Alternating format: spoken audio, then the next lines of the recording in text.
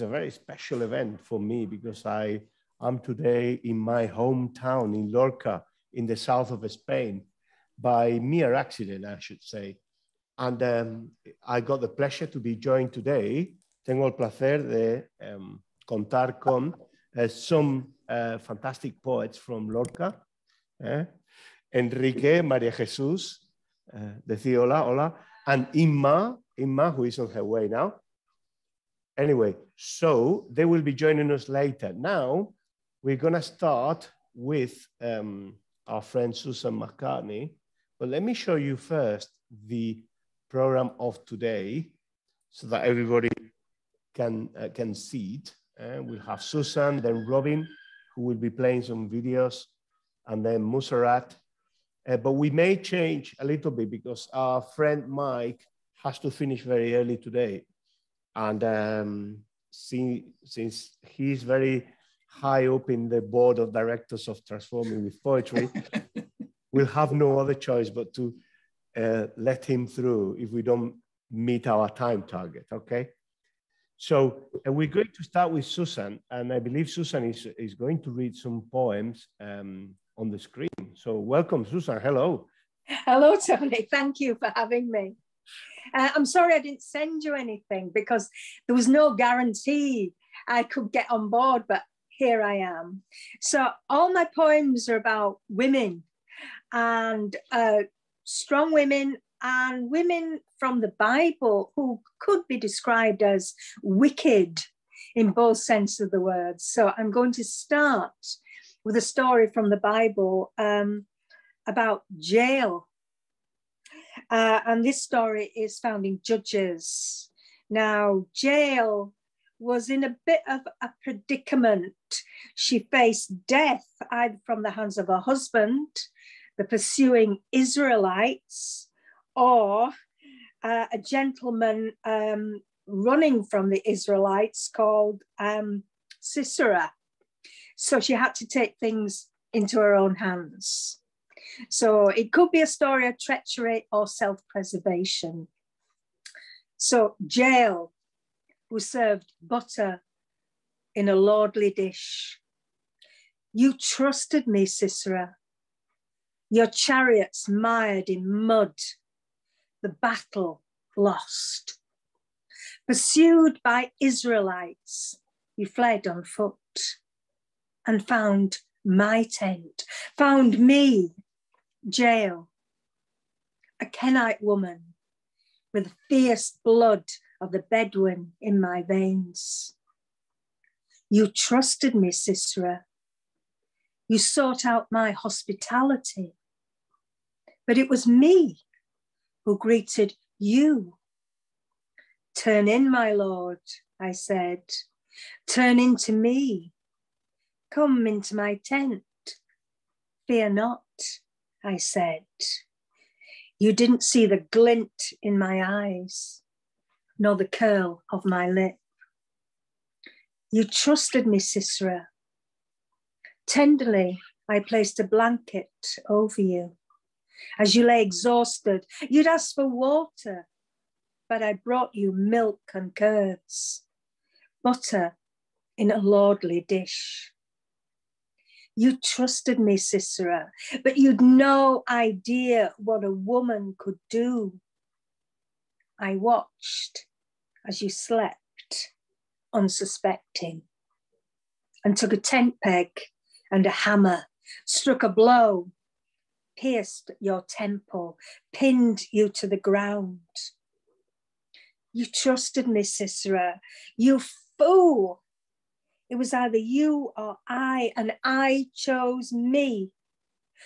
Some would say I violated the laws of hospitality, but you'd left me no choice. Both our deaths are yours alone, and yours a shameful death at the hands of a woman. You trusted me, Sisera. For a time you enjoyed my hospitality. You slept well, my lord, your stomach replete with milk and curds, and butter served from my lordly dish. Thank you. Here's another lady, Judith, heroine or harlot, vamp or tramp. And some might say it's a story of female rage. So this is Judith and Holofernes. My name is Judith, a widow of the city of Bethulia. Some call me heroine, others harlot.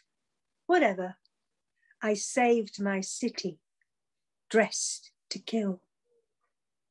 My city was under siege by Assyrians, so I formed a plan. Dressed in my most seductive, my face painted, my body fragranced with oils, adorned with jewels, I left the city, dressed to kill. Some call me femme forte, a strong and virtuous woman. Others, a femme fatale, a sexually dangerous woman.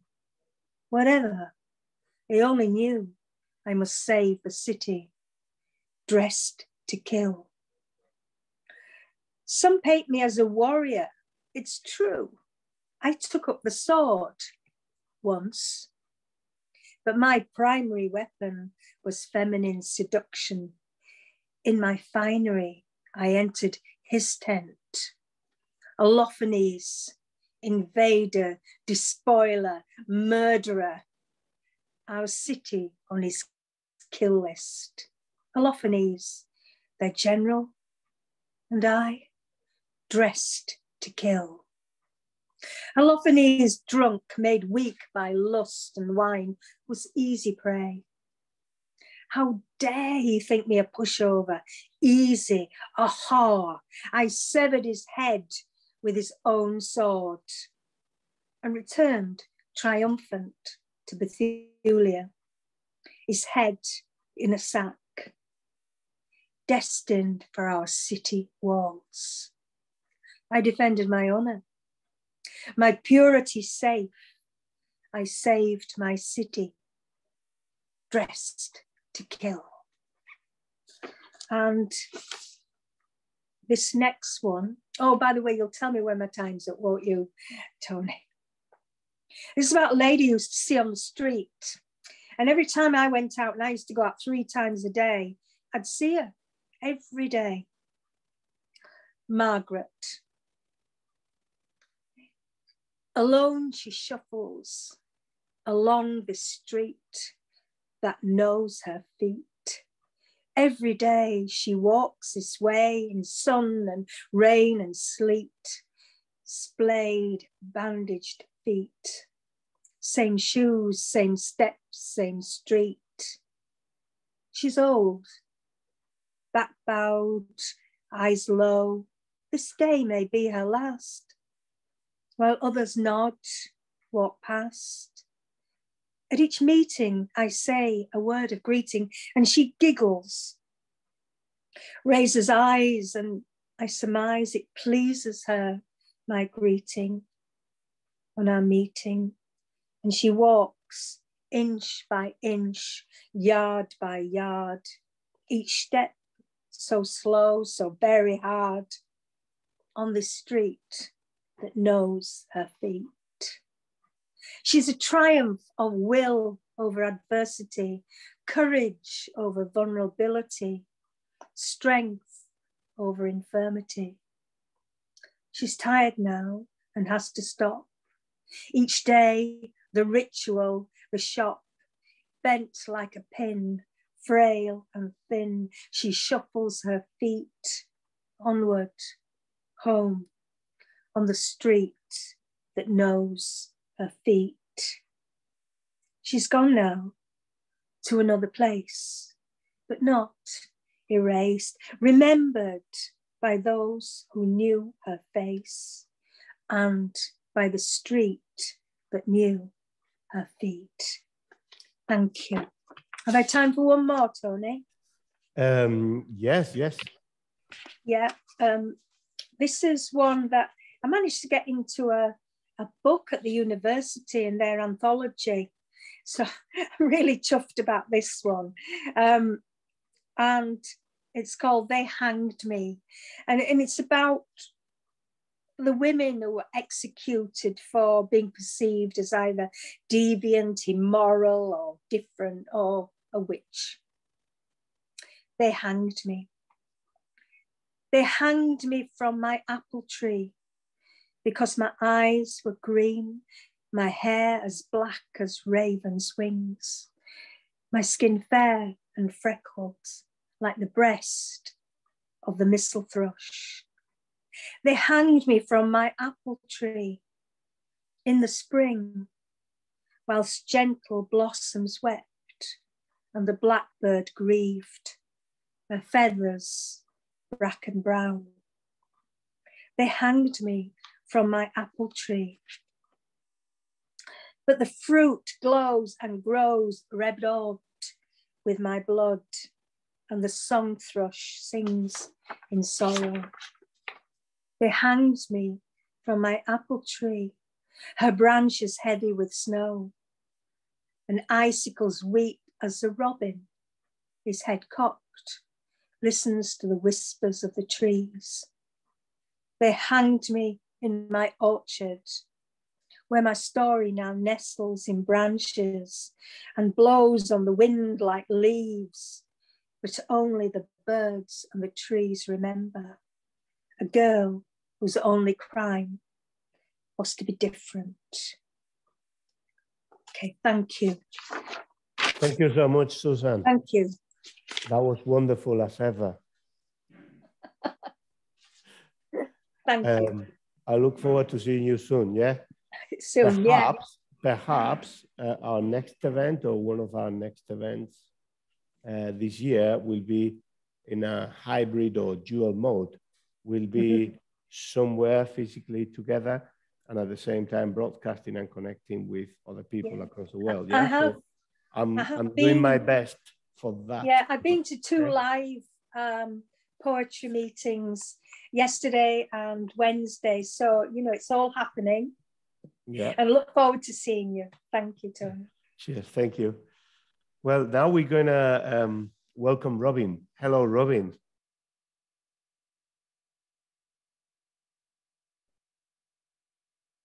Hello. How are you? Fine, fine. I'm here in Sotillo de Ladrada in Avila, Spain. Yeah, I bet it's colder than well, fluctuates, you know. Actually, we're in for a bit of a cold spell, but we had some really, global warming's been rather kind to us here. It's a short period that we've got it. So we have, you sent us 4 videos, 4 short poems, yeah? Yeah. And I believe that this is the right order. We start with a smoking mirror. Yeah, okay. All these last, you can put the subtitles on, of course. All these last poems, they complete a volume of work that I've been working on for the last 3 years called Off the Menu. And these last 4 poems that you're seeing complete that. And so I'm going to be, after this, looking to try to get that book published. I'm looking for a publisher after that. So these are them. Wonderful. So let's go with the first one. Thank you.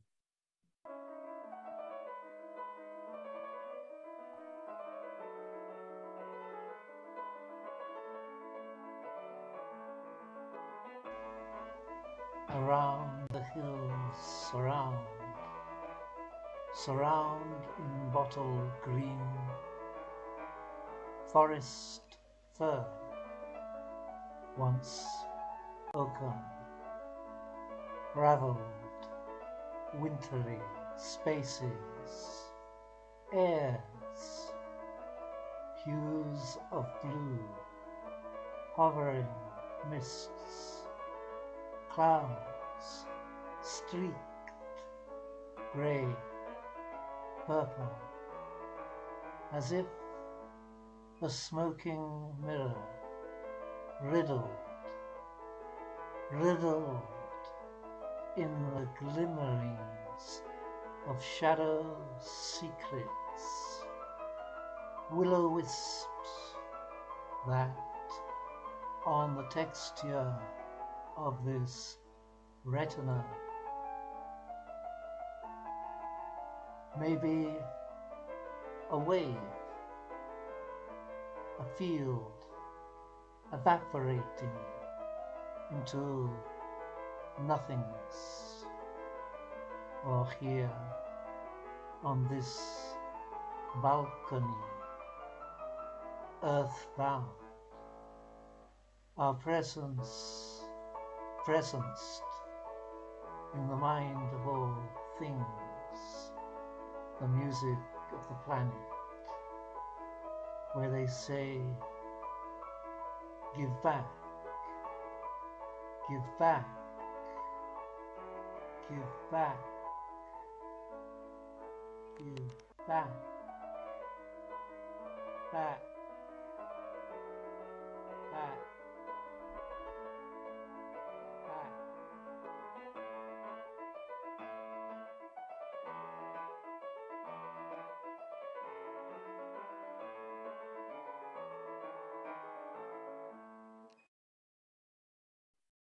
back. Tony, the volume is very low. I can scarcely hear it. I don't know if other people can hear it, but I could hardly hear a word.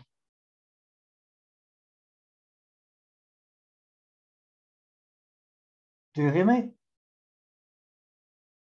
Yeah. I can hear you, yes, yes. Yeah. Yeah, I'm sorry, I could hear it from where I am. Yeah. And I could also hear the other people next to me with their phone. The sound was coming through well. Me too, I could hear it well. Okay, well then it must be just me. I've got a very low volume on it for some reason. I put the volume up on the thing, but anyway, as long as it's transmitting okay, then no problem. So this one is called What Bridge, Robin? What Bridge, yeah. Yeah, What Bridge. Okay, so let me share my screen.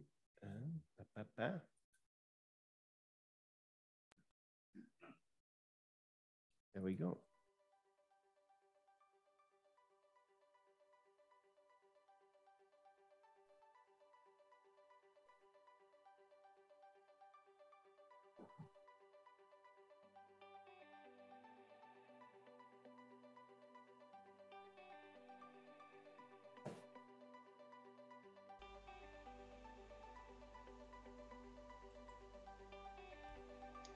What breach in the transition of the moment? The rock speaks its voice, its echo, its entropy. In the flight of life, its escape, in the obsession of now. Here, in this sway of sways, stones of an ancient world. Into what breach, what chasm do we fall? What reification of word, of thing is it in this instance of now that speaks always of end, here, there, wherever, in a series of hauntings? Downhill, here in the musk, wafting the silence in the fern, beyond the tolling of the bell.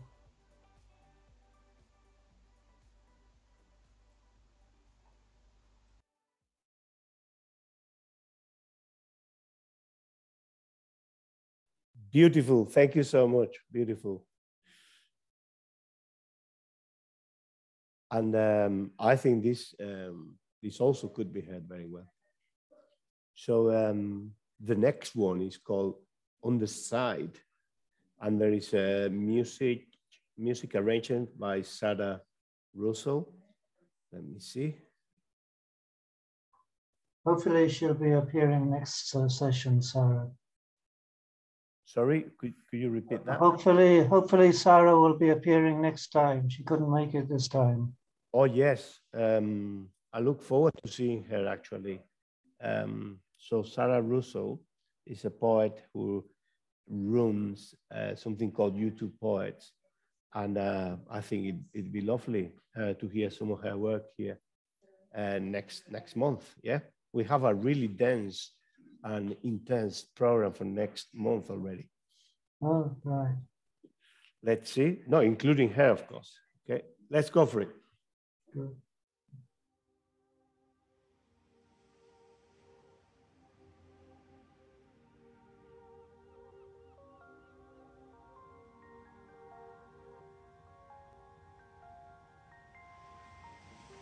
It's not showing. Underside.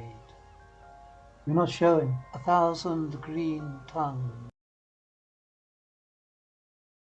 So I've got another script. I've got an Arabic script Antonio, in front you're of me. showing our poems.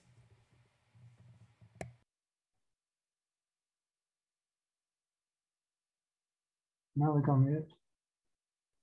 I'll correct it now. Thank you. Okay.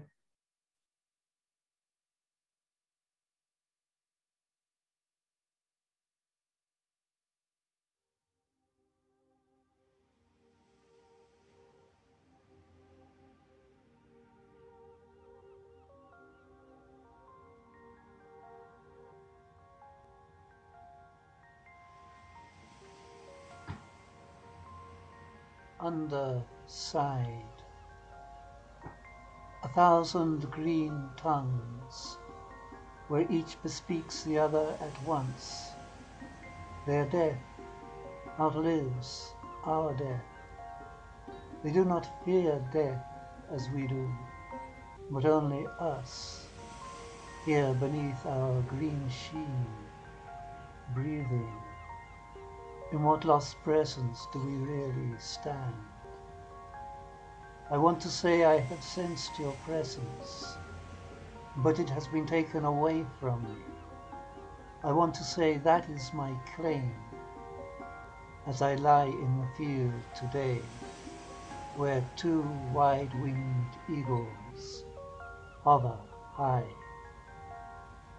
and stand transfixed in the scene, where I ask of it, why this? Why you? Because not far away I see the old souls of my ancestors go over the hills, on, out of view, and I know I can follow none of them, but I wonder if some ever found Eden beyond our blade, where we remain, or to say, let my heart run free on the drum beat of tomorrow.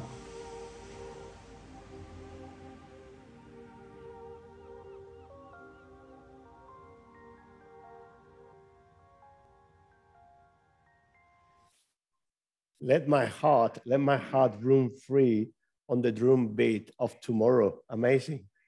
Beautiful. Thank you so much. And finally, we have a short poem entitled Top of the Hill. That's the last one. Yes, Top of the Hill.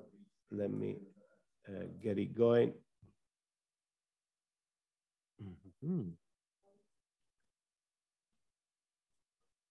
Okay, here we are. Okay.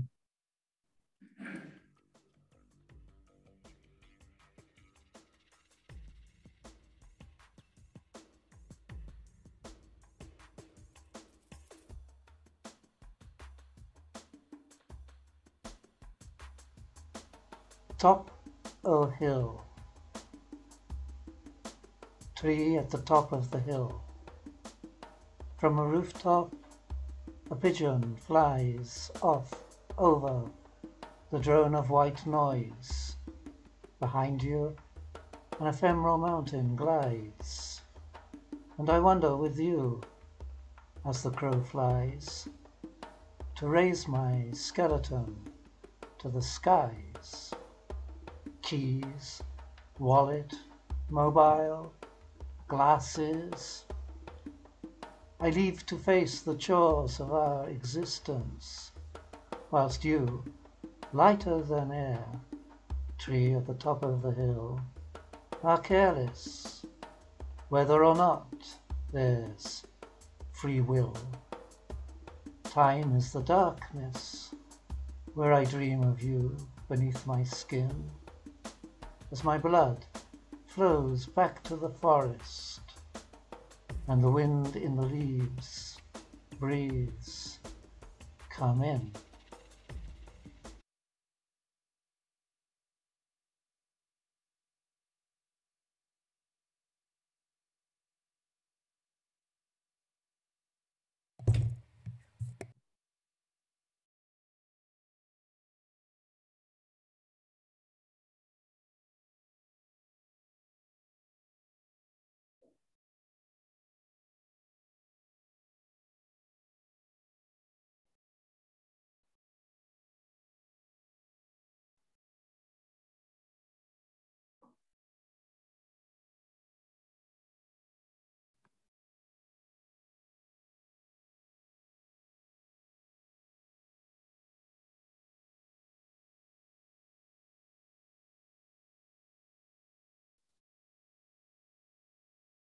I think Antonio's dropped out. Fortunately, he'll come back in very shortly. So I think we should just wait for a moment while Antonio comes back in. Mm. Did that poem freeze in the middle, Robin? No, but I've just realized that I'd made a mistake. I've got my HMTML cable plugged into the laptop, and then it's actually not transmitting to the monitor because it's a Zoom. So I should have been looking at directly on the laptop. That's why I haven't been hearing it well. It was coming through perfectly clear to us. Okay. I think that I've just taken it out now. Right. I didn't hear it freeze. I didn't see it freeze. Don't know if did it freeze for you? It froze at the end, I think. Oh yeah, right at the end. Yes, Yeah. That's because Antonio's disappeared somewhere. So we need to wait till Antonio comes back in. Right. We'll have a few minutes break. Here he is. He's back. Fantastic. I am back. Okay. Sorry about the disconnection. I was saying that I'm sure Robin's book will be very successful, and we wish you the best. Absolutely. Hope so. Yeah. Okay. So yes. So now we have Mussarat. Hello, Mussarat. Hiya. Basically, yes, my name is Mussarat. There's a laugh. You know, I've got a couple of poems. Yeah. Let me say something about you. Mussarat has been present in this event vicariously in several occasions, sending videos, but this is the first time that you're live. So thank you for making it live here. And I have to say that Mussarat is a person who does a lot of good things for other people and the community. I won't go into details, but she's a good soul.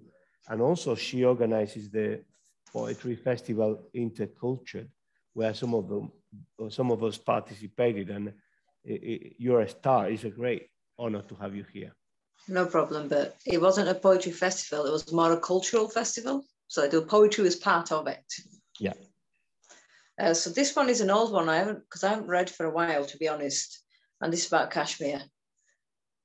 The land of my father runs in blood red.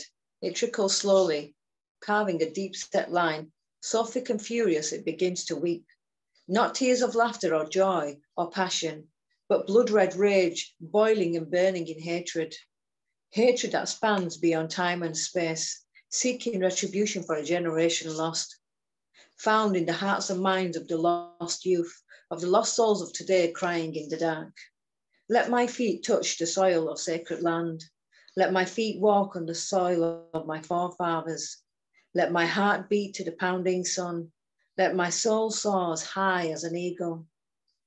The land of my father calls to me, speaking only in blood-red rage. Wretched voices in wretched tongues, spewing forth blood-red kisses from blood-red mouths. This land of my father does not belong to me, it does belong to me, with its blood-red riches and blood-red rage, weaving its tempestuous tendrils as they claim souls.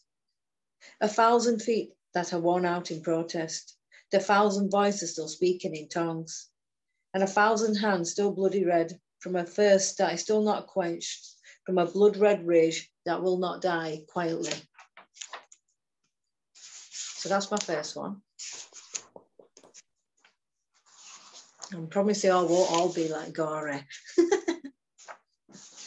This one is called The All-Seeing Eye. I am the all-seeing eye, not blinded by the illusions of the world, for my vision is clear.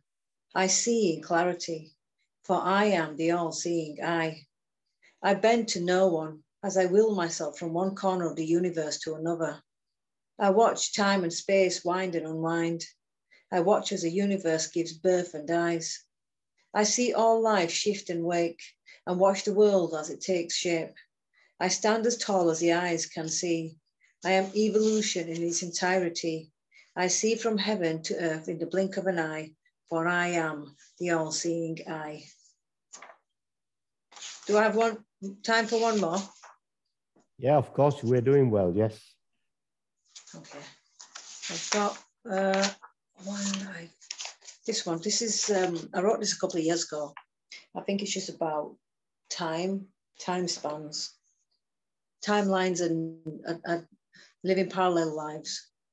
You're not my present or my past. You are just a snapshot of time, a delayed reach from a displacement of self, whilst I have been within your reach. There are no revolving doors on illusion, except the ones created in the mind. So as I slip through a dimensional tear, I rewind my life, myself, and my destiny. Two becomes shattered, becomes one, a one that has become a whole, self of self, a wholeness of one, back into the presence of the real me. Time collapses, taking back into itself the spirals of illusion and limitation, set by the multiple me's, unveiled by time itself, until the hands of the clock struck midnight, unwinding false limitations of multiple me's. Self talks to self, as multiple me's create a voidal collision, having been expelled from a multi-dimensional reality, fracturing timelines of multiple lives, bound together by the existence of one. Self collapses into self, releasing all limitations of past that has lost its sell-by date, bound to the ultimate one of me, released from a timeline loop, into the now, the presence, the one and only reality. There you go. Thank you. I hope you can join us again on the 11th of March. That is when our next event is, yeah? Get your diary, yeah? Anyway, very nice to see you, Mussarat. And now we are going to show the fruit of our work, or rather the combined work of many wonderful people who participated in this workshop called Found in Translation back in October. And we have a number of teen translations that have been produced and appear now, published in poesiaindignada.com. The categories Found in Translation. I will properly put this link in Twitter, Facebook, etc. And if you go to the homepage of poesiaindignada.com, you can see latest poems on the right. And we are very lucky to have 3 of the people who participated in this adventure. Mike Baynham,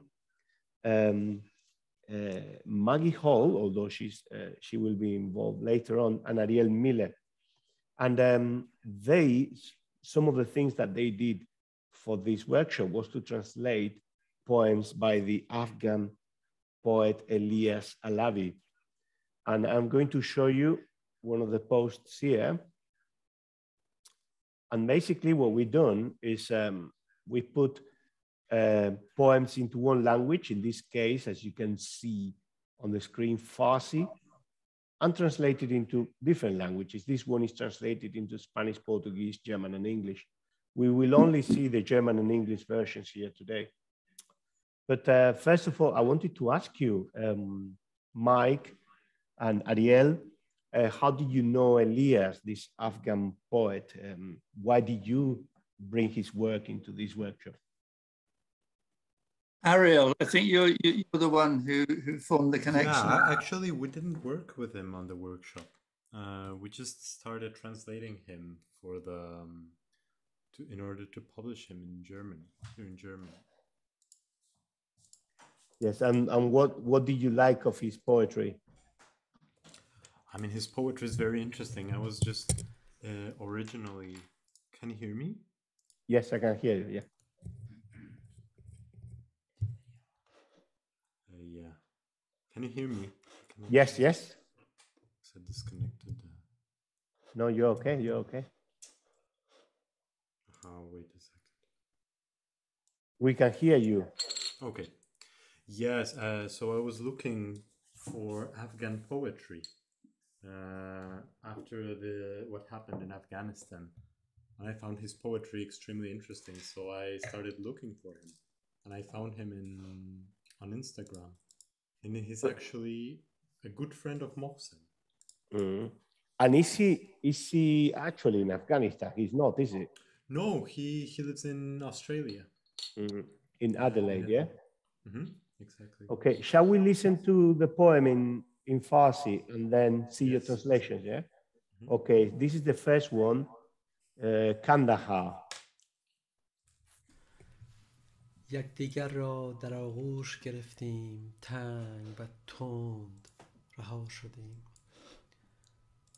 بی امید دیدار فریاد زدیم با امید دیدار مادر خندیده گفت سفر قندهار است مگر ما نیز تلخ تلخ لبخند زدیم آنگاه قطار آهی کشید جگر خون هزار مسافر دلتنگ از آن طرف دست تکان دادند هزار یار دلتنگ از این طرف دست تکان دادند به خانه آمدیم و به اتاقهای تاریک پناه بردیم مادر دست در گردن ایوان انداخت و شکوفه های باغچه نگاهی کرد و بلند بلند گریست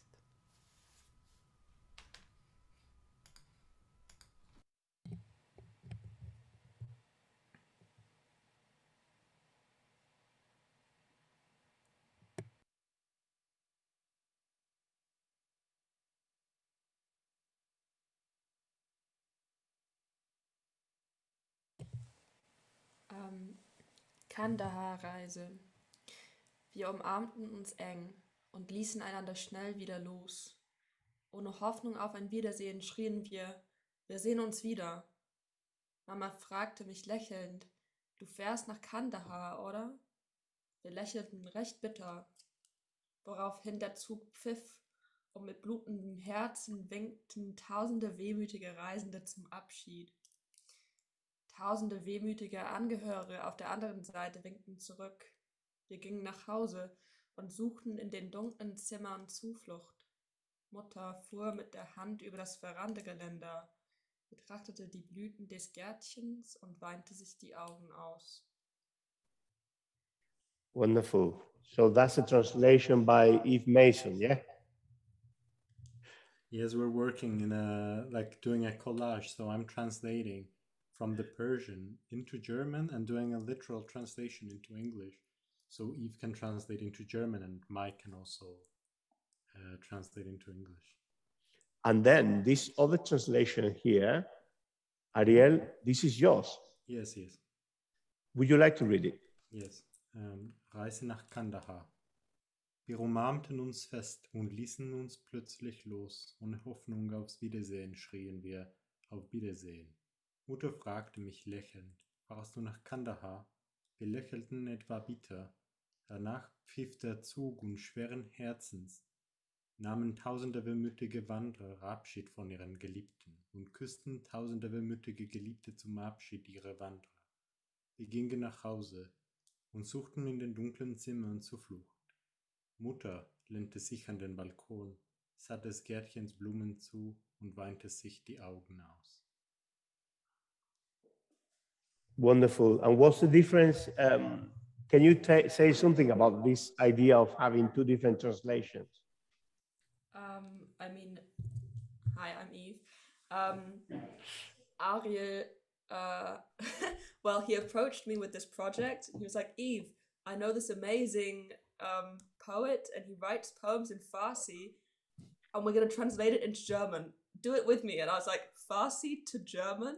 I mean, first of all, it's quite uncommon to translate out of your mother tongue. So I've not done so much translating into German.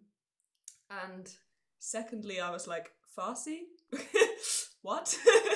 But then he, came up with this really innovative idea of he would translate it, first of all, into a very literal English, much less kind of poetic than Mike's translation, for example, and then also into a kind of first draft of German.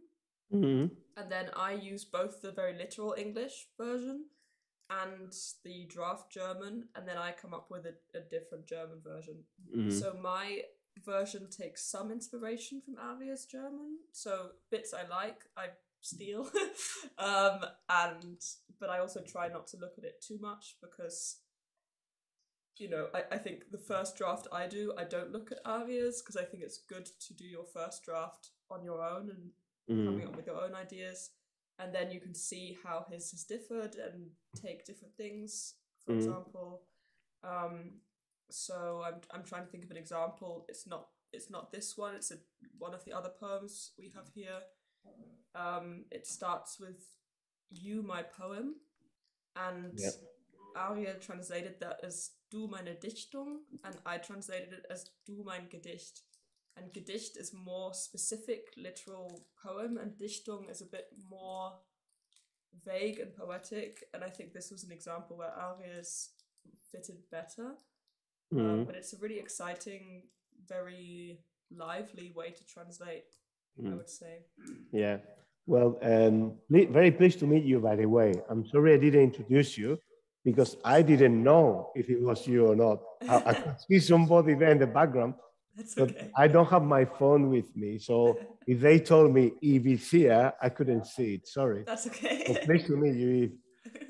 And yeah, wonderful. And the other thing I was going to say is that we have now English here with Mike. Mike. Okay, I'll say about Farsi, Persian, and German. The grammar is much closer because in German and in Farsi, for good historical reasons, the verb is at the end. In English, the verb is not at the end.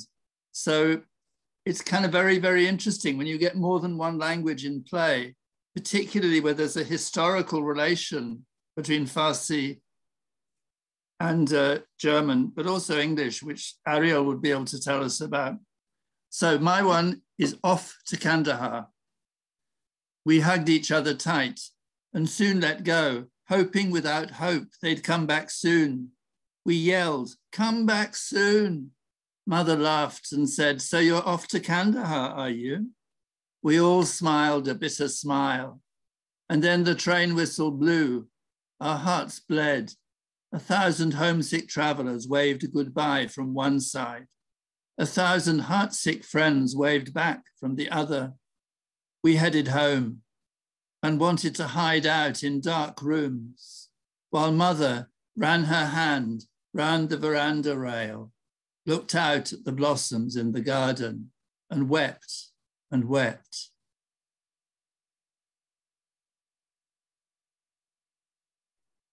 Lovely. Thank you so much. So you have the range of poems here is amazing. And obviously we'll present some more next time. Now we're gonna listen another one by Elyas Alavi.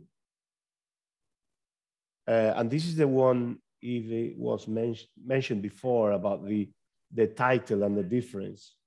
Would you like to listen to the poet in Farsi first? Yeah. شعر من تو نیز آواره‌ای روزی در فلوجه دود می‌شوی روزی در پاریس به زندان میافتی، روز دیگر در گوانتانامو بندت پاره پاره می شود. شعر من، تو نیز گرسنه ای چون بکوا که لبان خشکش را به مسافران نشان می دهد، چون شهناز که گیسهایش را می فروشد به نانی سرد، چون رئیس جمهور که ما را می فروشد به نانی گرم. شعر من، تو نیز دلتنگی و سرما همه را خواهد کشت.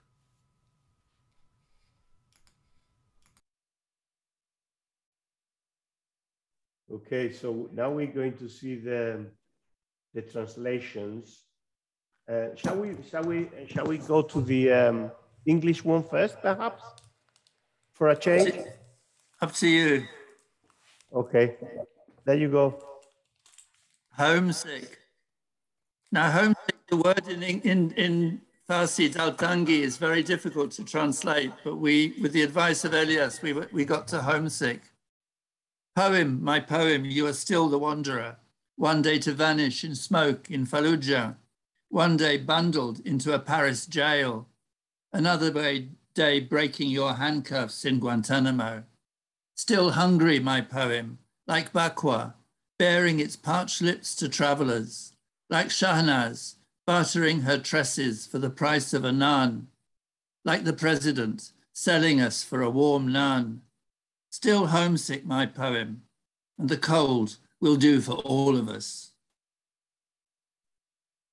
So now we can look at the translation by Evie first. Okay. Yeah, I guess one thing interesting to note, first of all, is the different ways of translating homesick in German. I mean, the Farsi, I think, is somewhere between homesick and nostalgic. And I went for the nostalgic route, Wehmut, whereas Ariel went for Heimweh, which is very distinctly about your home. So, you know, there's just two different interpretations. But yeah, okay. Wehmut, du mein Gedicht, du treibst immer noch herum, eines Tages löst du in Fallujah in Rauch um. Eines Tages nimmt man dich in Paris fest, ein andermal zerbrechen deine Fesseln in Guantanamo. Du mein Gedicht, immer noch hungerst du. I need you to go down. Antonio. Antonio, I need you to move down. Du mein Gedicht, immer noch hungerst du, wie Bakwa, die ihre spröden Lippen wandern zeigt, wie Shahnaz, die ihre Locken in Zahlung für einen kalten Brotleib gibt, wie das Oberhaupt, das uns in Zahlung für einen warmen Brotleib gibt. Du mein Gedicht, immer noch bist du wehmütig und die Kälte wird uns alle umbringen.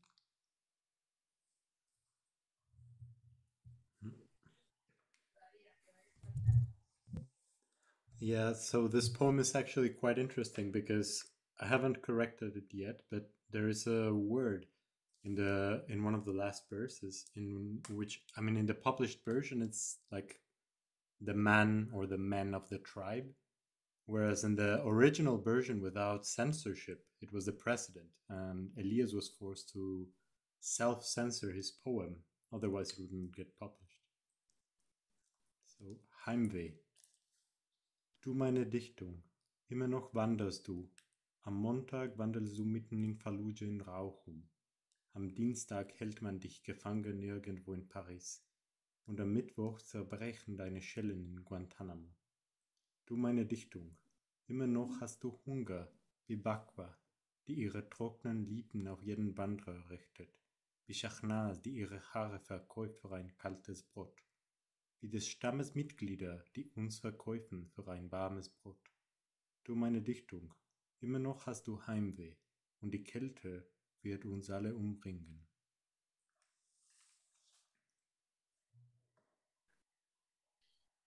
Fantastico. Thank you. And now the next one, the last one, is the one of the killing the insects. Yes. Do we want to have the translation into English of that one? Yeah. Antonio, before we go to the, because I think that's very good interesting. Idea. That's a good idea. Yeah. Okay. So if you go back to the poem that we were in before, it's the one, my poem, yeah. Yeah, that one. The one that, yeah, where you, yeah, there. Hang on, is it? Or I'm getting confused.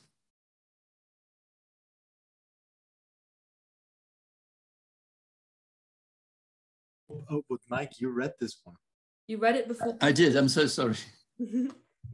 There's something very interesting. The one day, another day, that you did Monday, Tuesday, Wednesday, Ariel, and I really like that. I think I'm going to change mine to get it closer to yours. So you learn with different translations, you learn things from the other translations.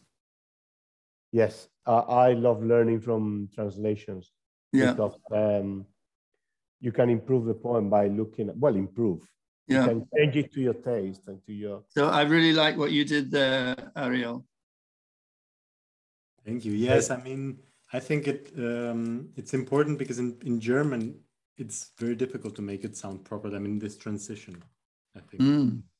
Although it does give a different emphasis. I mean, one time, another time leaves the possibility that it's 100 years later, you know, there's no specificity to it. It could be, there's almost the risk there of, you never know when it's going to happen. You never know when someone is going to throw you into jail. It's always a possibility, and changing it to Monday, Tuesday, Wednesday, it's very poetic, but it also gives a regularity, you know, it gives an order to it as if they are steps in a process. So it's, you know, it's giving a specific interpretation. It's a nice interpretation, but it takes away the vagueness. This is true. And we have the lucky opportunity. We can consult with Elyas, see what Elyas thinks, because it's his poem. Well, actually, Elyas said he liked it more. Nice. Yes, but yes, as Eve said, I think I've learned to take many concessions when I'm translating. I stop being like scholarly when it comes to translations. Over years. Okay, Mike. Yeah. Mike, can I suggest that you read now for this last one? You read first the English translation? No, you play the video. It's fine, and then I'll translation. Yeah. Okay. The video gives it a real feel. کتاب‌های مفلوج رازهایشان را برای همه فاش می‌کنند. پله‌های روسپی به هر پوتینی پا می‌دهند. تصور این که باد پنجره را باز خواهد کرد و بوی بهار در اتاق خواهد پیچید. تصور این که زیبایت عاشق خواهد شد درست در لحظه‌ای که مورچه‌های سرباز چشم‌هایت را برای ملکه میبرند. تصور این که ساعت دوباره زنگ خواهد زد، زندگی ادامه خواهد داشت. نگرانم می‌کند، نگران چون دزدی که پایش به میز می‌خورد ناشیانه. نگران چون آخرین وسوسه‌های ابلیسی غمگین بر بستر پیامبری لجوج. قرار نبود مرده‌ها حرف بزنند، اما از من و شما نصیحت، هرگز حشرات را شکنجه نکنید.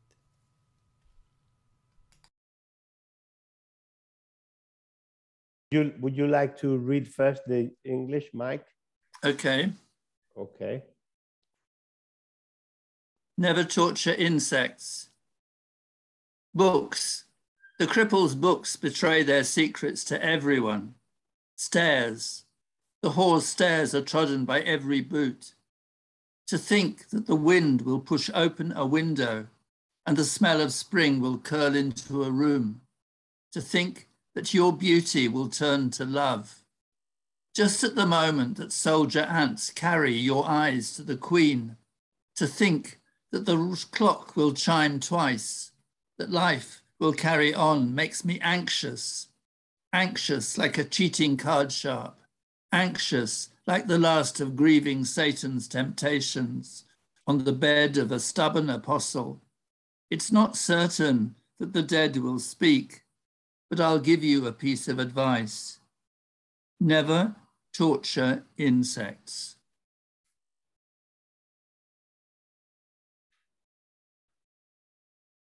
It's an amazing poem, and the translation reads very well. I would have never thought that it's anything but your poem, Mike.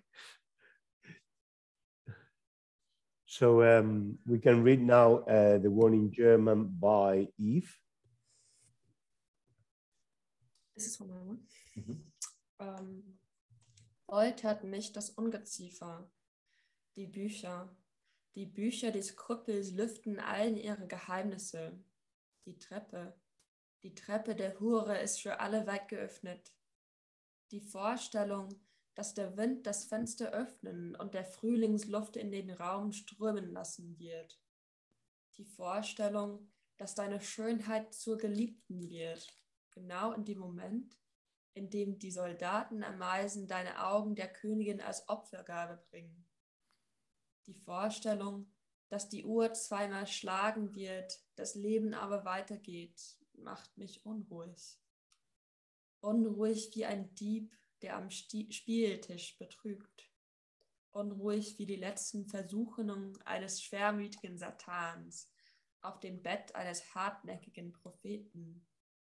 Die Toten dürfen nicht sprechen. Ich rate euch jedoch, foltert nicht das Ungeziefer.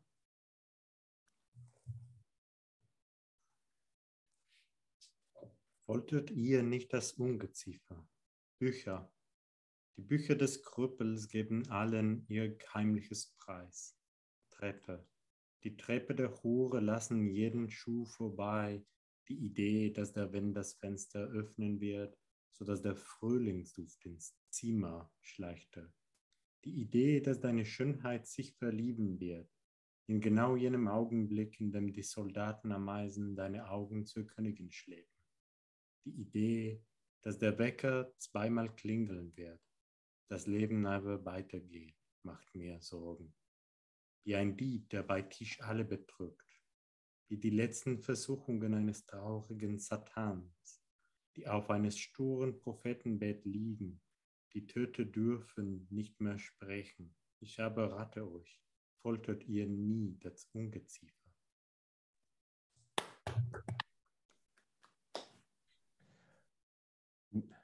Ariel, thank you so much.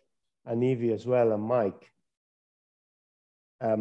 We have to decide when we do the next found in translation, now that I managed to get everything on the website, you know, but perhaps probably sometime in spring, you know. Spring is the budding part of the year. And, definitely. Yeah. Well, thank you, Antonio. Thank you, Mike. And giving us the opportunity. No, it's a pleasure to count on you for this amazing adventure. So we're going to move on now to another great poet, Amparo Arróspide, and we will be looking at the translations that students at the University of Leeds have produced of some of her poems. The translations have been edited a little bit by myself and then by Robin, but I have to recognize the effort of the students who chose these poems of Amparo. Well, we're going to show only 3, but there are a few more, and this will be soon officially published as part of the Crátera de Ártemis project, which is a joint effort by students and professors, lecturers in different universities across the world to translate poetry in Spanish, Catalan, into other languages, including obviously English. And in this edition, we'll also have poetry in Polish, which we will present, some of it we will present in our event of March, Spanish poetry translated into Polish. But I wanted to give you a premiere of Amparo's work, and everything in Crátera de Ártemis, the website, you have it there, artemispoesia.com. I will be sharing this on Facebook. At the moment, this is not visible. You see here that it's protected because I didn't want to put everything out there. I wanted to give you an opportunity to get a flavor of this edition of La Crátera de Ártemis. So this is Amparo, and well, thank you, Amparo, for, I know you're not there, but you're probably watching us. Thank you for giving us your poetry and allowing us to translate your work into English and share it with wider audiences. So I will be playing the audio file here. I will start with the English, and then we'll play the Spanish, and you will be able to see the text on your screen. And this has been read by Robin. Thank you, Robin, as well. Okay, so the first one is called Tell Me, My Love.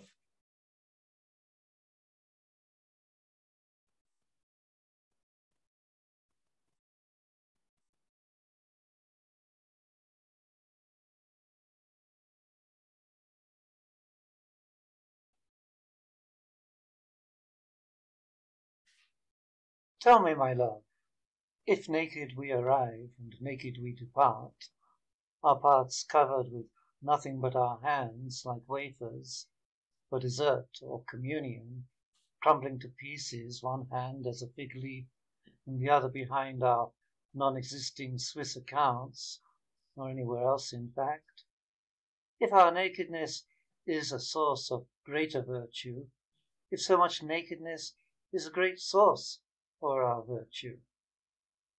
Let me give you a traditional recipe, just in case. Ingredients: 10 pieces of Oya of 100 grams each, 1 can of conscious breathing, 1 liter of road-level curves, 10 crystal clear waters, 8 tablespoons of very cold air, 100 grams of foal's mane and or lady's locks, 1 pinch of wild flowers. Cooking instructions. 1. Bring the voya to the boil and chop it paying attention to the waistline. 2. Pour the crystal clear waters into the very cold air together with the conscious breathing. After a few minutes, stir the voya into the concoction. 3. Continue by frying the road level curves and leave to simmer on a high heat for the length of a sigh. 4. Before serving in a clay dish, reheat for 10 nights, gradually adding the foal's mane and or lady locks, wildflowers to taste.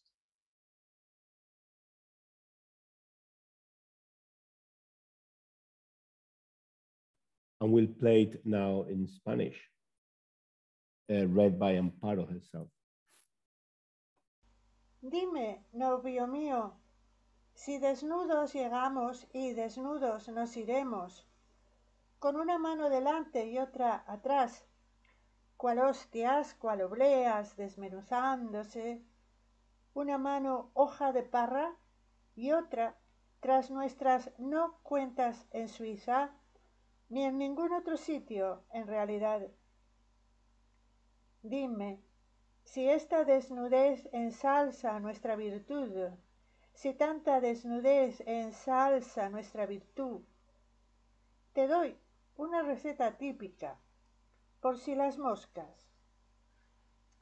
Ingredientes: 10 trozos de voyeur de 100 gramos cada uno, una lata de respiración consciente, 1 litro de curvas a nivel, 10 aguas claras cristalinas, 8 cucharadas de aire muy frío, 100 gramos de crin de potro y o cabellera de mujer, una pizca de florecillas silvestres.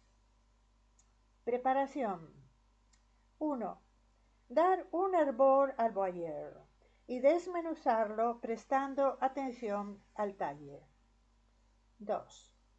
Verter en aire muy frío las aguas claras cristalinas junto a la respiración consciente.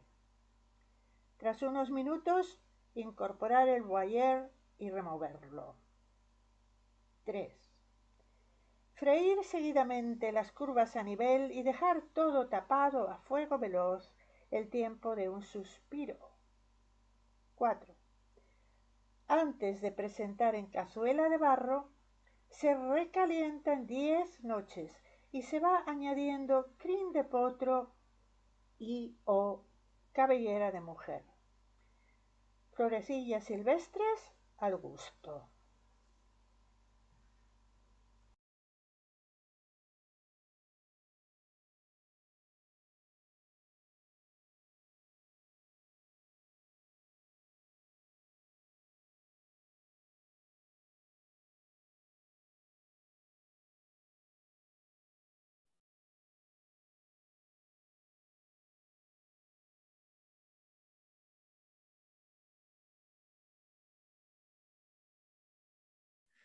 Yes, you can see the amazing poem, the irony and the originality of presenting a poem in the form of a cooking recipe. Let's see the second one, which is called Meanwhile in the Cafés, also read by Robin.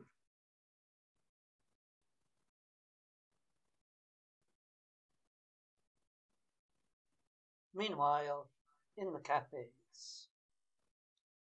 As life wakes up, daily routine of night seems to fade away into the siren song of the fruit machines. Fruit machines are the nightmare of a philosopher, the one being prone to suffer and rejoice in the unattainable, attainable, knowing of age, i.e. the judgmental one, i.e. the judged one, who is sentenced and convicted to be locked up in a maximum security cell, and so the panopticon business expands. Well, enough of this idle chit-chat. With fruit machines you play the game, and fruit machine junkies are good for business, and what's good for business feeds Apollos. Curly kale grows inside its tubes. Comanches on horseback grow exultant in their feathers, which were once useful to dinosaurs, and give wings to daily routine of nights. Yeah, so this is another poem that students chose. They liked it and they decided to translate it. And the version, well, the original version in Spanish. Mientras tanto, en las cafeterías, al llegar la vida, lo cotidiano de la noche parece esfumarse en el ruido de las tragapesos. Las tragapesos son la pesadilla del filósofo, el inclinado a padecer y gozar por el cono, por el cimiento, inapresable o apresable, luego sentencioso, luego sentenciado y convicto, luego recluido en celda de máxima seguridad, y así se acrecienta el negocio panópticon. Bien, basta de palabrería, con las tragapesos se juega y los ludópatas son buenos para el negocio, y lo bueno para el negocio riega la polis. Crecen las escarolas en sus tubos, crecen los indios a caballo, comanches enardecidos de plumas, originalmente útiles a los dinosaurios y al darle alas a lo cotidiano de la noche. Very political as well. And I think this one is also political. You will find it interesting. This is another recipe, yeah? And it's called Sheriff Trotters.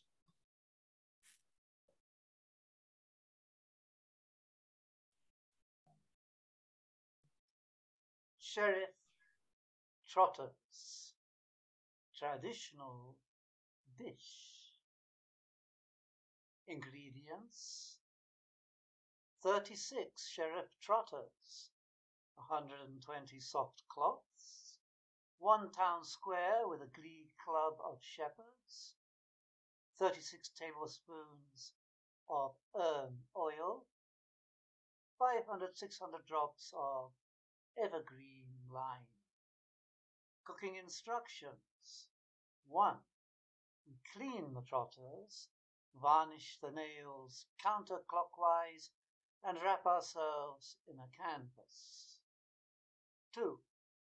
We bring the town square to a boil with an abundant joy and salt, then add the trotters until they quiver. We set aside in the glee club of shepherds. 3. We cook the soft cloths, ironed at the corners on a cross, sprinkling with the oil. We pour them in the town square with a crash. 4. Shouting. There won't be a revolution unless it's televised. We keep stirring so as not to be as thick as 2 short planks. 5. We sprinkle with the drops of evergreen lime.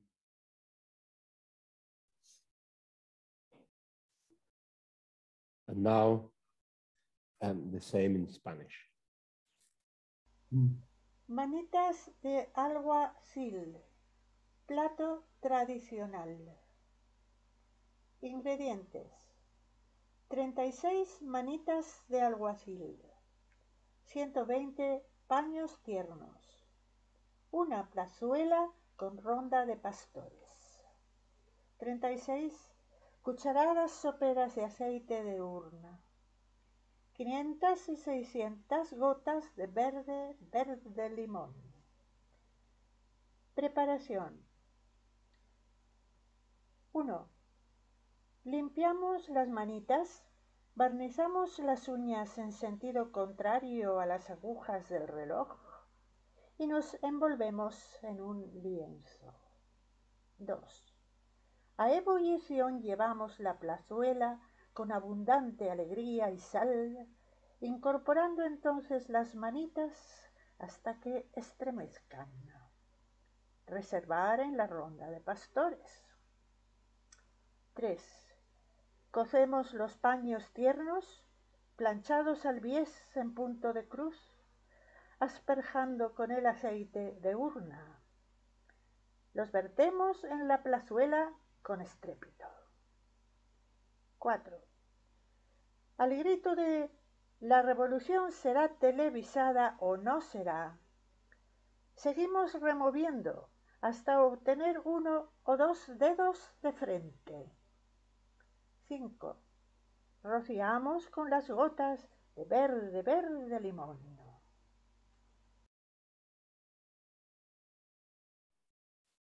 Well, as you can see, this is another great poem, very original, very political as well. And I'd like to, reiterate my gratitude to Amparo and Robin for this, and to the students who have been working very hard. There will be other presentations of poems of this collection, and the students are currently working with a Spanish poem from the United States, Maripaz Moreno. And yeah, this is another joyful project. So thank you so much, Robin and Amparo. And we are going now to join our friend Maggie Hall, who is in Australia. Hello, Maggie.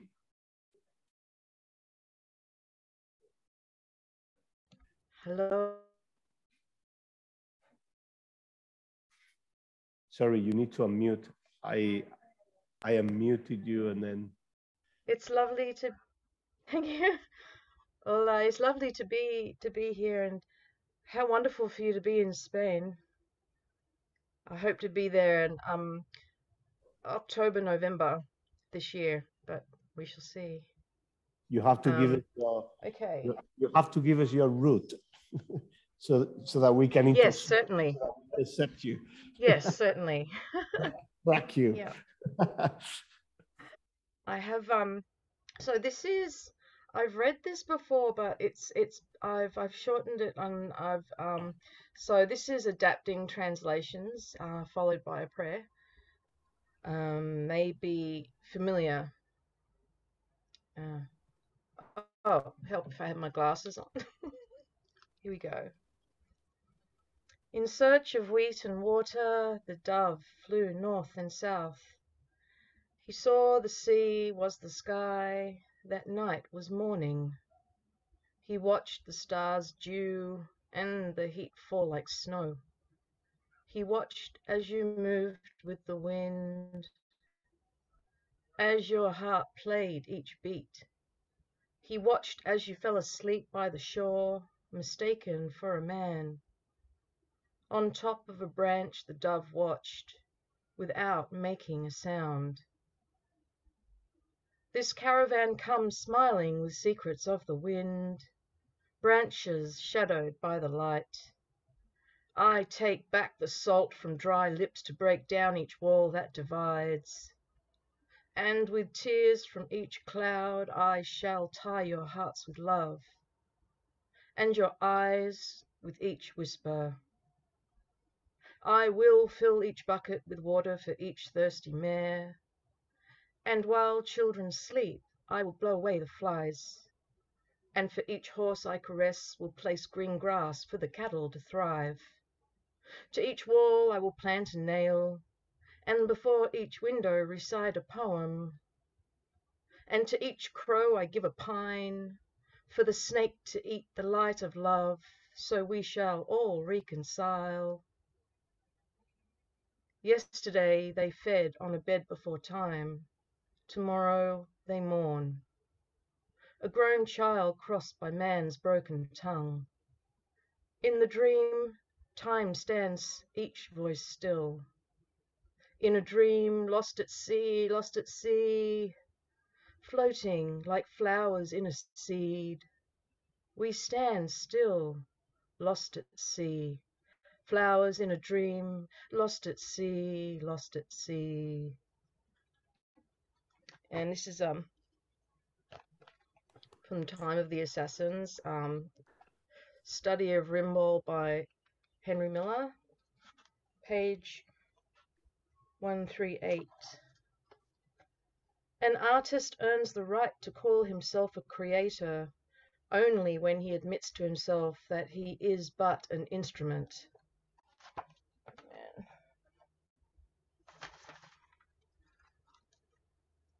My breath smells of you from 1,000 days lost long ago. My breath, breathing into the sun, a final child into another space, the next time. My breath smells of you as I taste the next universe.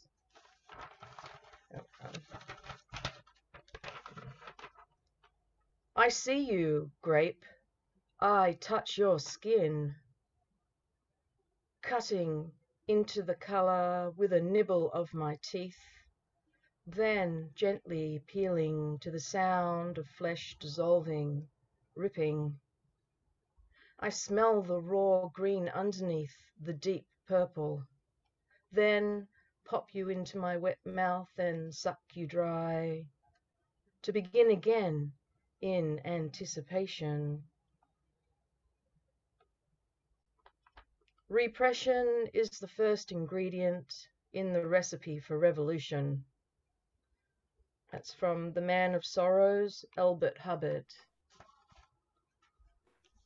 And this is from my prayer, Ralph Calvi, or Calvi. The fifth mystery, the crucifixion. They even robbed him of his dignity by being stripped naked. And to protect the modesty of your son's dignity, you gave to his executioners your white veil. That's me. Such an honor to be here with you all. I feel humbled, for my translations come electronically through a different space to be translated again. But you do a type of translation that none of us can master. Dare do, yeah. You do a type of translation that we don't master as you do, which is translating into audiovisual, taking words and making them images and making them flow harmoniously. So you are a great asset, Maggie.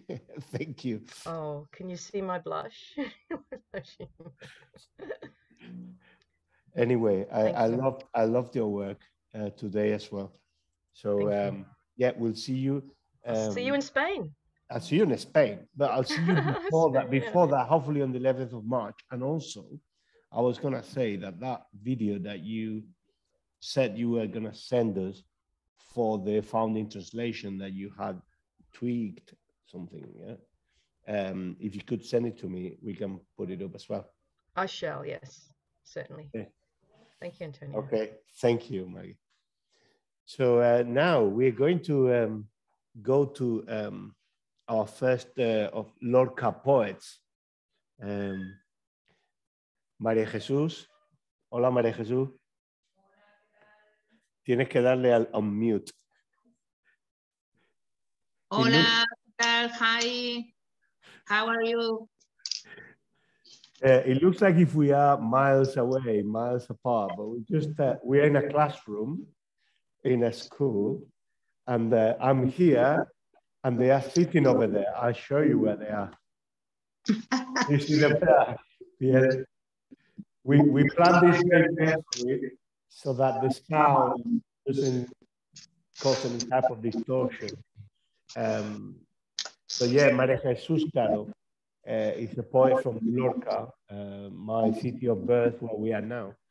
And I have to say, muchísimas gracias, María Jesús, por acudir a esta invitación improvisada.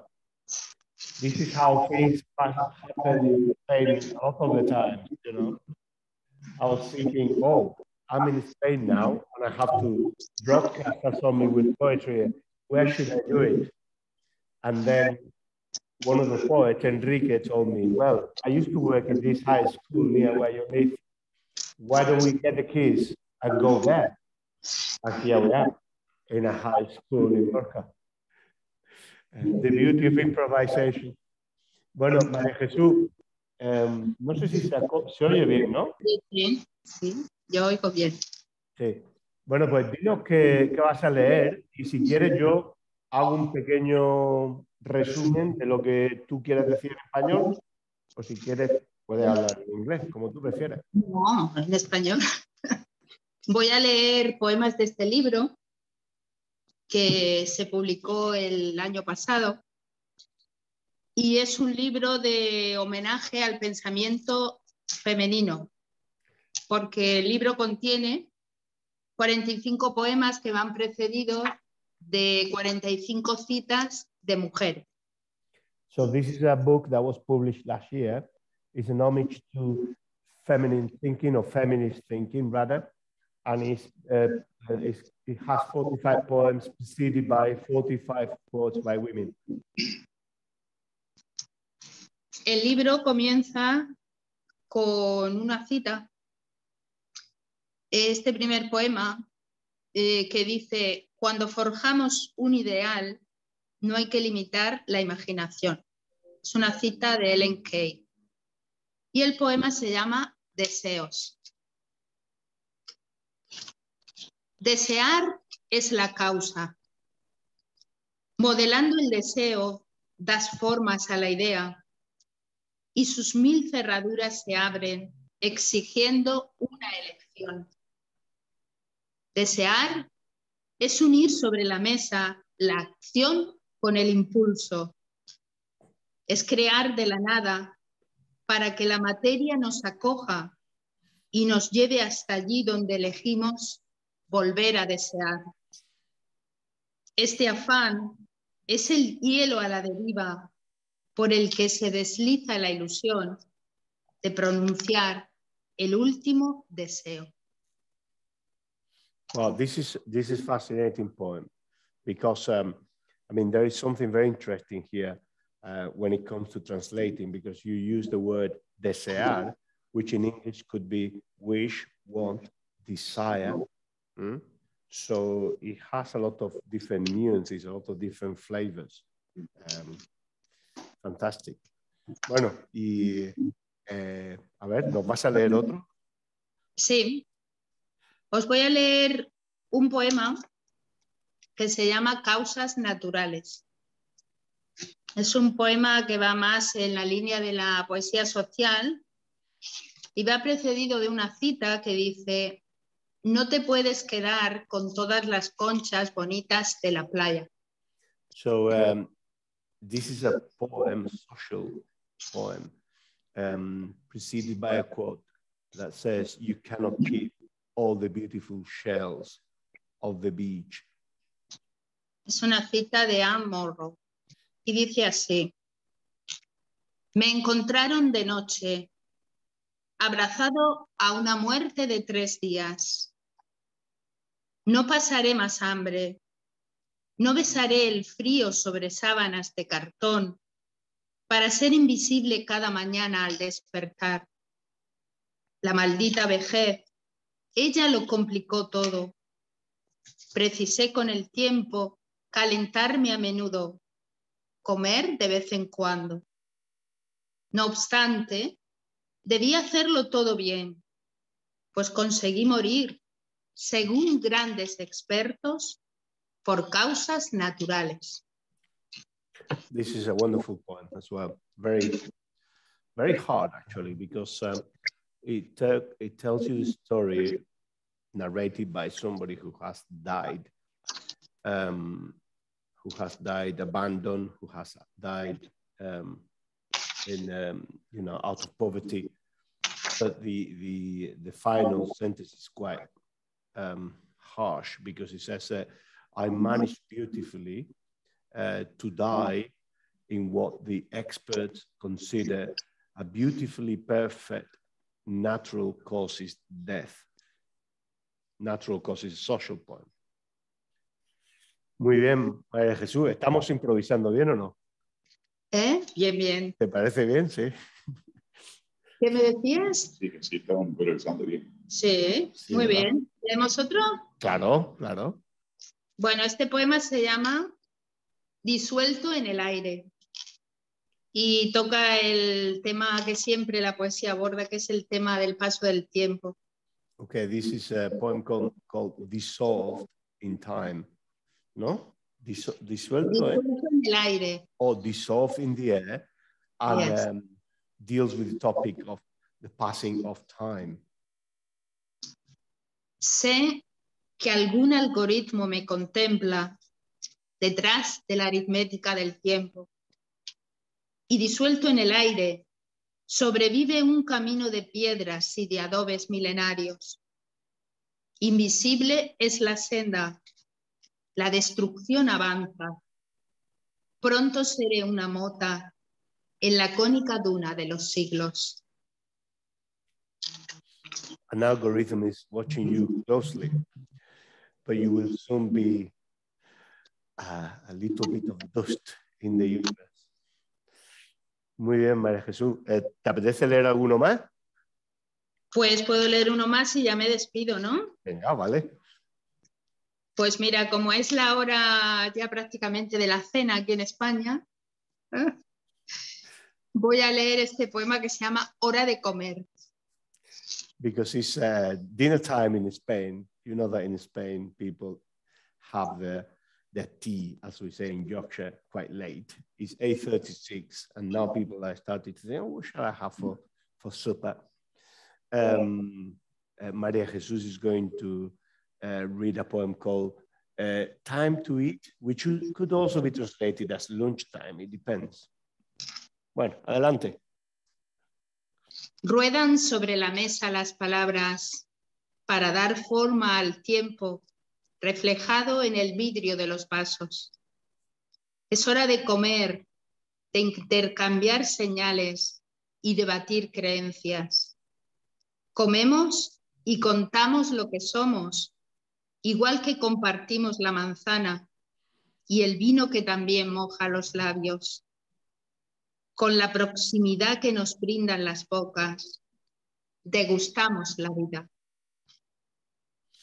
Well, this is a representation of life through the social ritual of eating together and drinking together.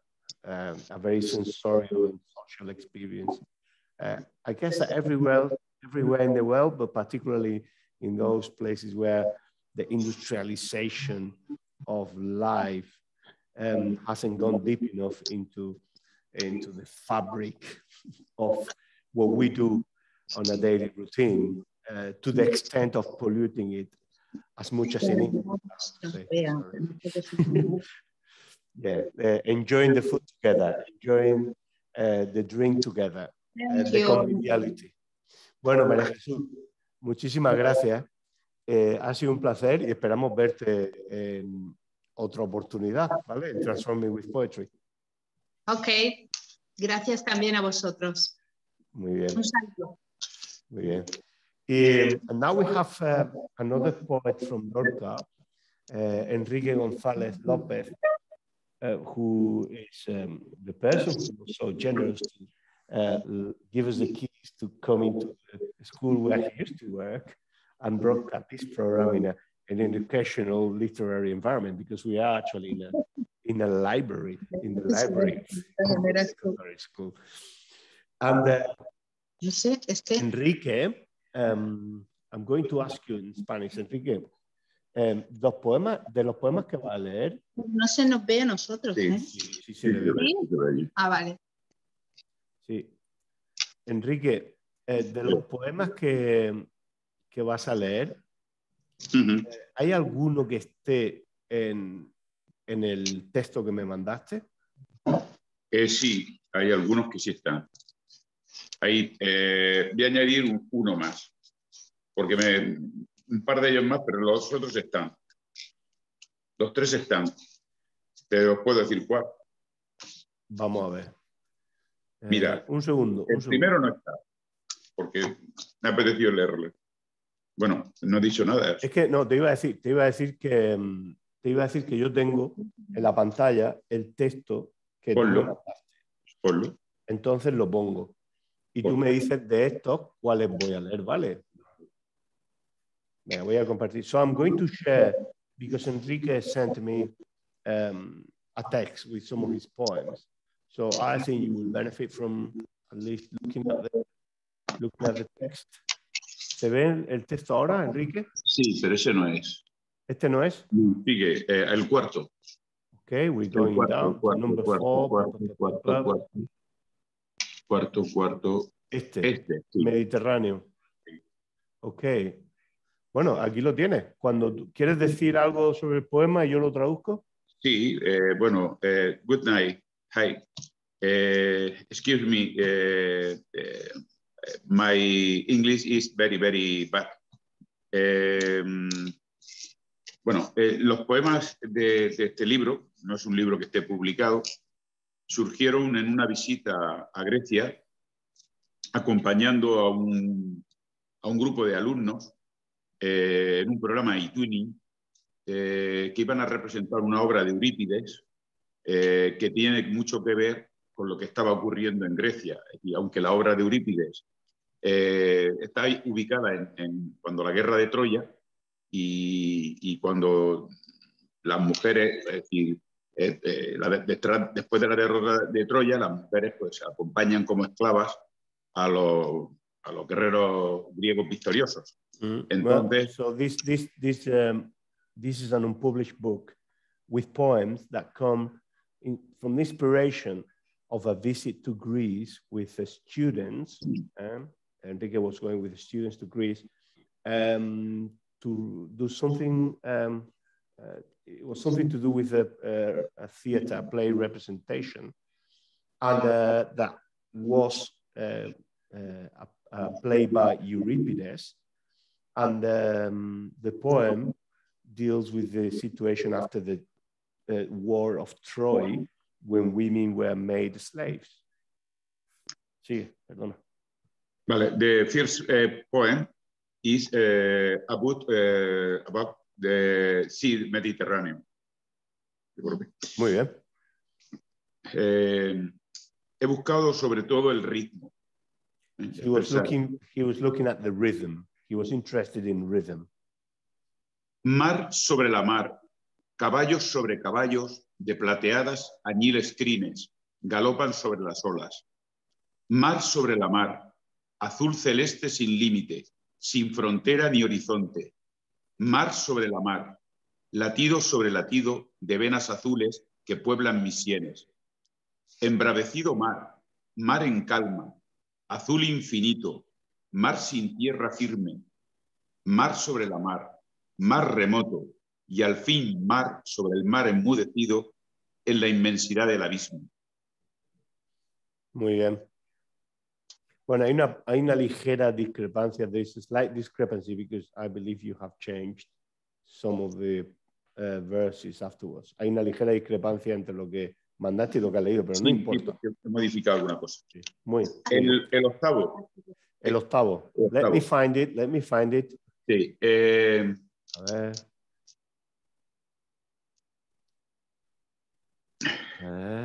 Number 8. Sí, no sé si conocen, Dion es una ciudad que está actualmente en el norte de Grecia, cerca de Tesalónica. Dion is a city that is at the north of in the north of Greece, near Thessalonica.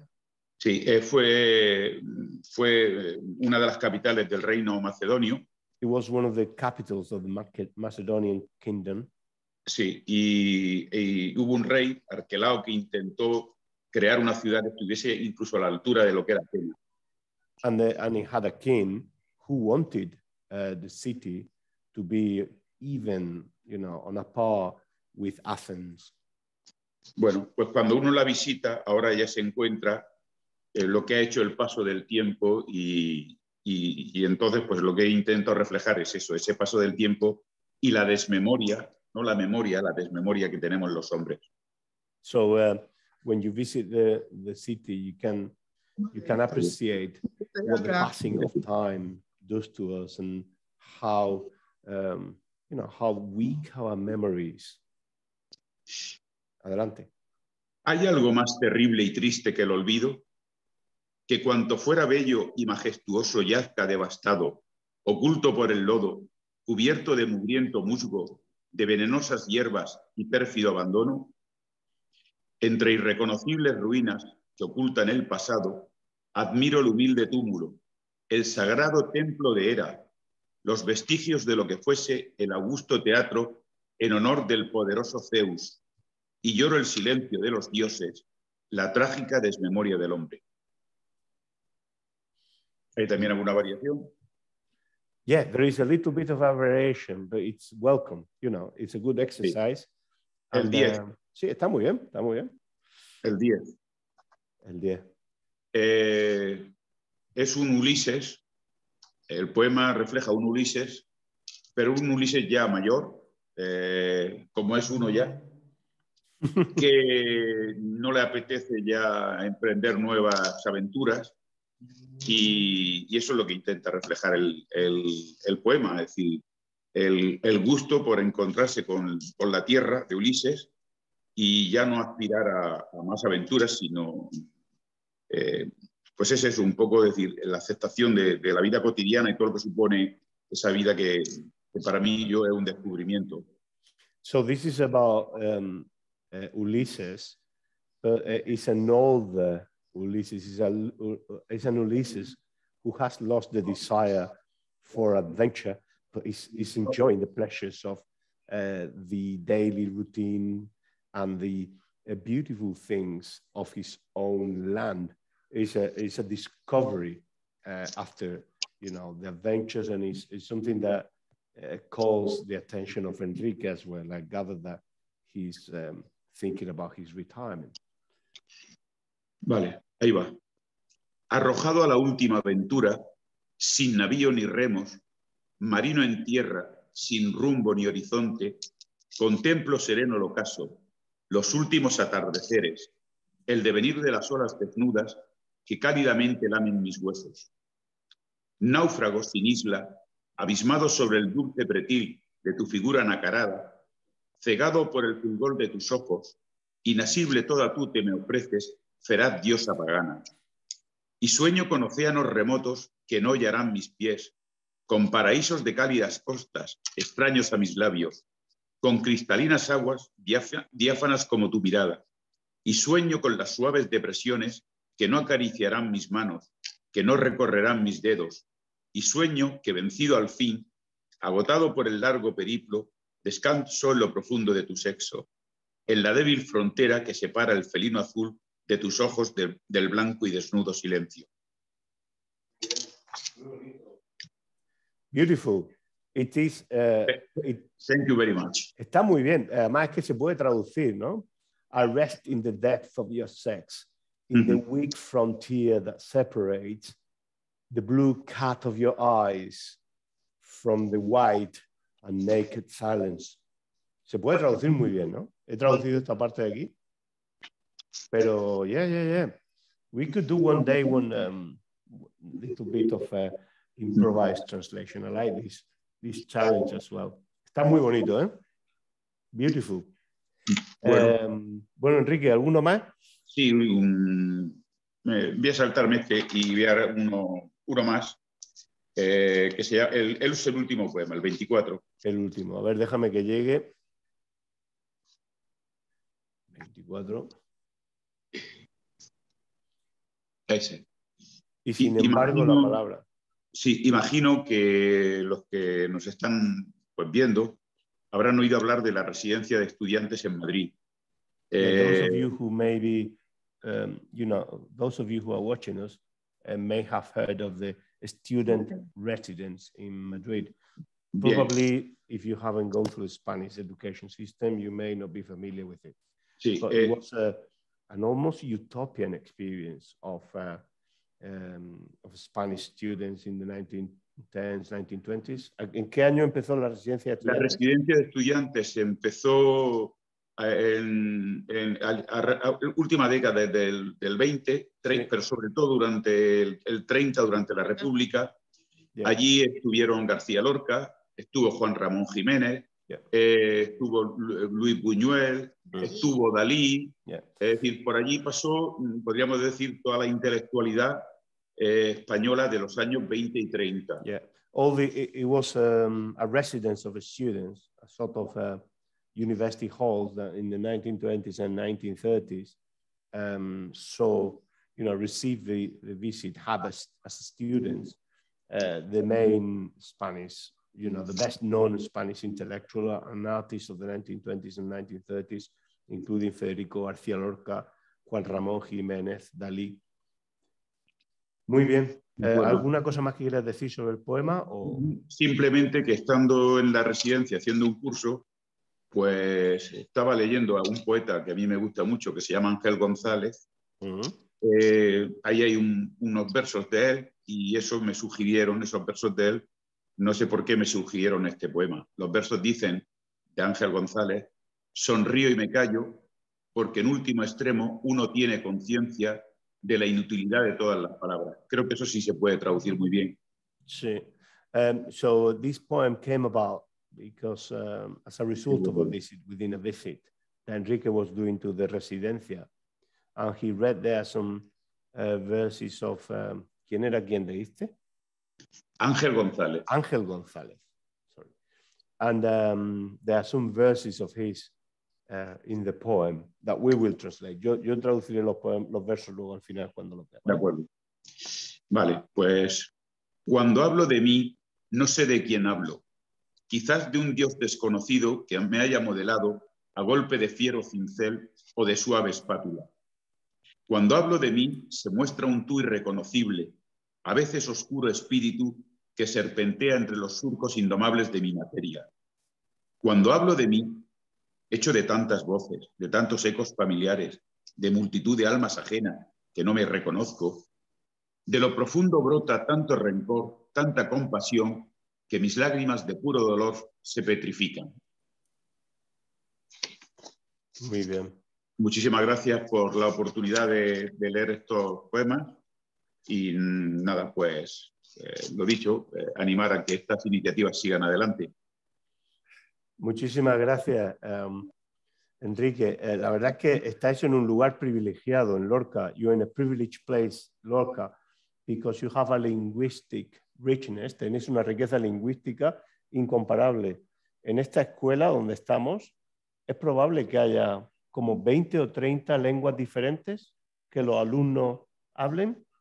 ¿Es that possible?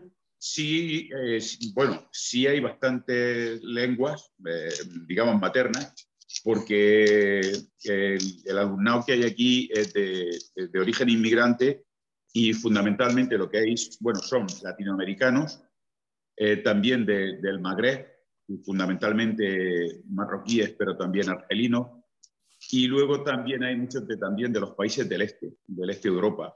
Yes. Hay lituanos, rumanos, búlgaros, y luego, como yo he sido jefe de estudios en este instituto, sé que ahí tenemos incluso pakistaníes y algún hindú.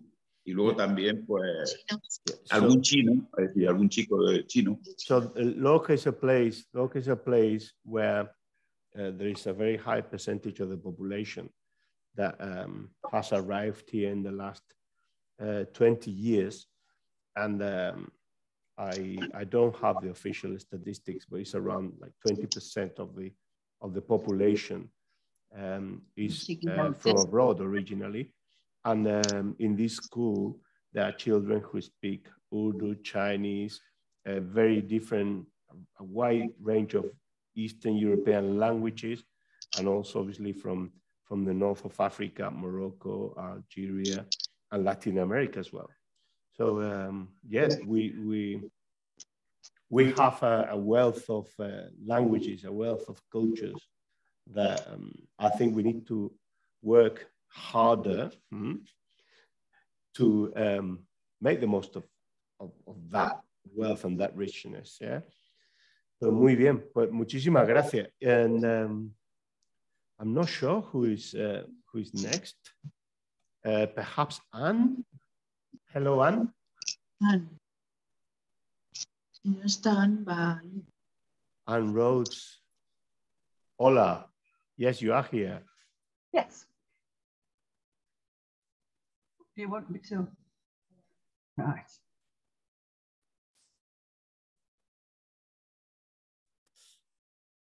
Anne? Yes. Hello. Which one do you want first? Hang on a second.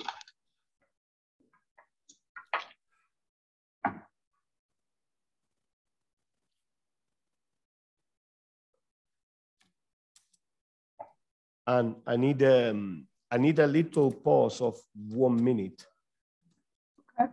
Okay. We can talk. Let me see.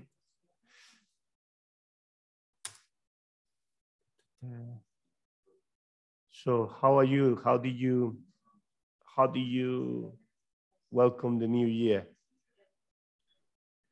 In a very sober manner. I actually went to bed.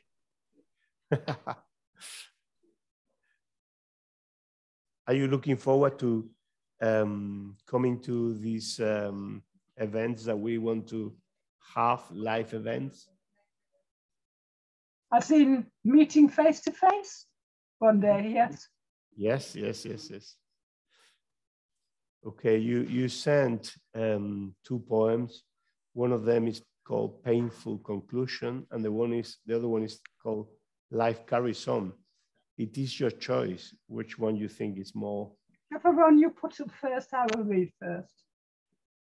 Okay, well, I'll put Painful Conclusion, yeah? Let me see. Painful Conclusion.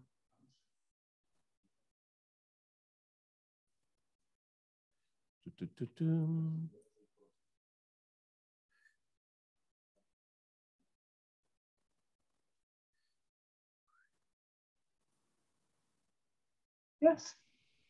I am about to share because I think it's better for people to read it when possible. So share a screen, share. There you go, painful conclusion. Thank you. Through a haze, I saw bright blue flashing lights, almost as though from far distant heights. I tried to speak, but my voice wasn't there. Each effort felt that my throat would tear. Those lights still flash, and now I hear a sound, a voice near my ear, though the echo's found. What is it saying? Is it meant for me? What can it mean? What do I want for tea? That's not right, I'm sure, but I don't know why. It even hurts me when I try to sigh. Up close, I can now see a bright yellow. It's a jacket, belongs to a fellow. I realize I'm in severe pain on the floor, as though bone and muscle hurt to the core. I was out in the car, I now recall, skidding and racing towards that big wall. The jacket belongs to a medic, I think. He speaks again as I start to sink. Eternity passes, however long, and I wake to see I'd been in the wrong. Driven too fast towards that tight bend, driving rules I'd decided to suspend. For future, must follow the highway code, not risk lives of anyone on the road. Wonderful. Thank you. Let me see.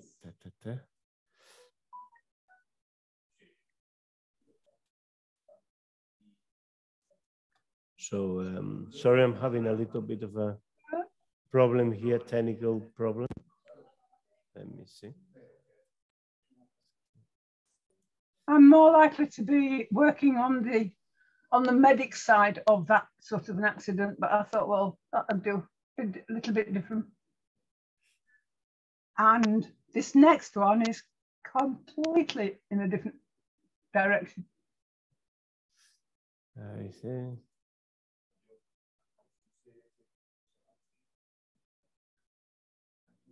You lost it? I lost it. I have it now. Yes. Life carries on. Spring has sprung in my garden this week.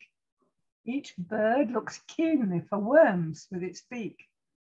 Snowdrops, daffodils, and primroses abound, bursting through almost every soily mound. Watching things grown from bulbs and from seeds. Granted, this means there's also lots of weeds. But the joy of wandering, trowel in hand, well wrapped up as the temperatures demand. Every year that promise of future life. More leaves emerging, other plants are rife. In one corner, a lovely hedgehog house, and a compost pile being explored by a mouse. Tiny spots of green show where leaves will grow, bearing summer blooms at a time they'll know.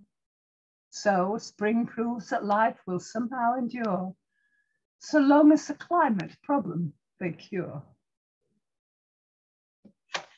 Well, it is true what you say, because sometimes it is true that life will thrive. I guess that life will thrive anyway, but will it be a life that is kind to us, or will it be a life that we cannot cope with? It really depends how slow they are at actually realizing that we've only got this one chance to sort it out. They work on the manana basis, unfortunately. No, but it's a very appropriate poem as well for this time of the year, because it is February, and it looks like if the world is going to come to an end. I only wrote it the day before I sent it to you, and that was because I had been into the garden and seen loads and loads of snowdrops, and so I came indoors and wrote a poem. Yeah. I have a pear tree I planted last winter, and we have few days with warmish temperature, and I was fearful that some buds may start to spring, and that they would be affected negatively by the freezes that we have had recently. Because now what happens is that if you had a relatively warm summer and spring starts coming a bit earlier, and then you have severe frosts like the one that you had last night. I mean, I wasn't there, but I've been told that it was very hard. It was very cold last night. Yeah. Bueno, Anne, lovely to see you. Thank you. And we had in the program Inma Pelegrín, but unfortunately, let me read what she says. Yeah, our friend Inma wants to participate from her phone, so I'm going to try to send her, even though she's in Lorca, she needs to be at home. So I'm going to try to send her the meeting link. Inma, I know you're watching us. Inma, sé que nos está viendo por el Facebook. Entonces, I'm going to send you the Zoom link through WhatsApp. Le estoy enviando a Inma el enlace de Zoom por WhatsApp para que se conecte. Vosotros podréis verlo si os podéis por aquí con nosotros. So I'm going to see how long it takes for Inma to click. Inma, apriétale al University of Leeds Zoom, and then she can join us. Let's give it a couple of minutes. Inma is going to read poems from a book that has been awarded an important prize here in Spain. It's probably our most famous local poet. But before that, Inma was one of the poets who participated originally in Poesía Indignada. And I'll show you something while she connects. I'm waiting for her. Si podéis llamarla o algo y decirle, oye, conéctate por el WhatsApp. En el WhatsApp te ha mandado el Zoom, ¿vale?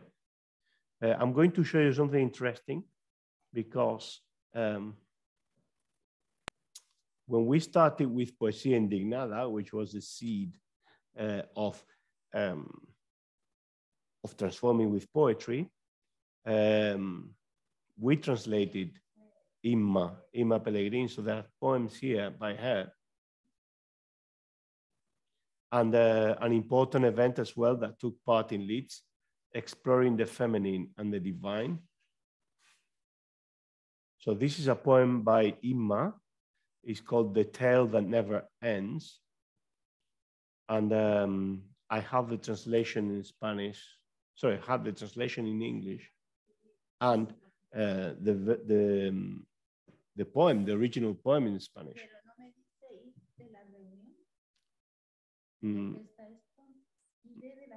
No. Simplemente que se meta y yo le doy y yo la acepto, ¿vale? Entra y él te acepta. So I'm going to read this poem on her behalf. The tale, here she is. Inma, hola.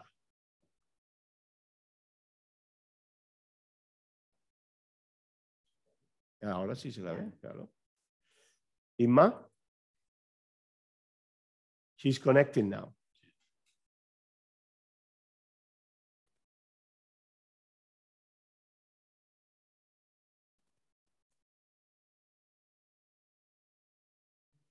Okay, I'll read the poem while she reconnects, yeah? Sí, está aquí, sí. Dile que le dé a su sonido.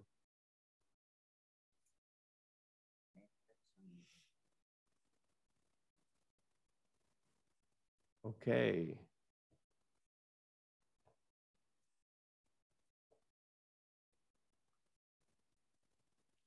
Inma, sonido, no se te oye.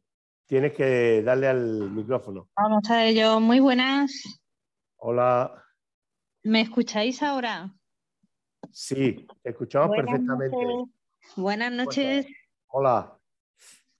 Bueno, ya parece que esto va. Es que ha habido ahí un problemilla de última hora. Estaba escuchando atentamente el evento, que me está gustando muchísimo y me siento muy, muy feliz de poder participar en él. Y bueno, en el último momento se ha desconectado, pero aquí ando.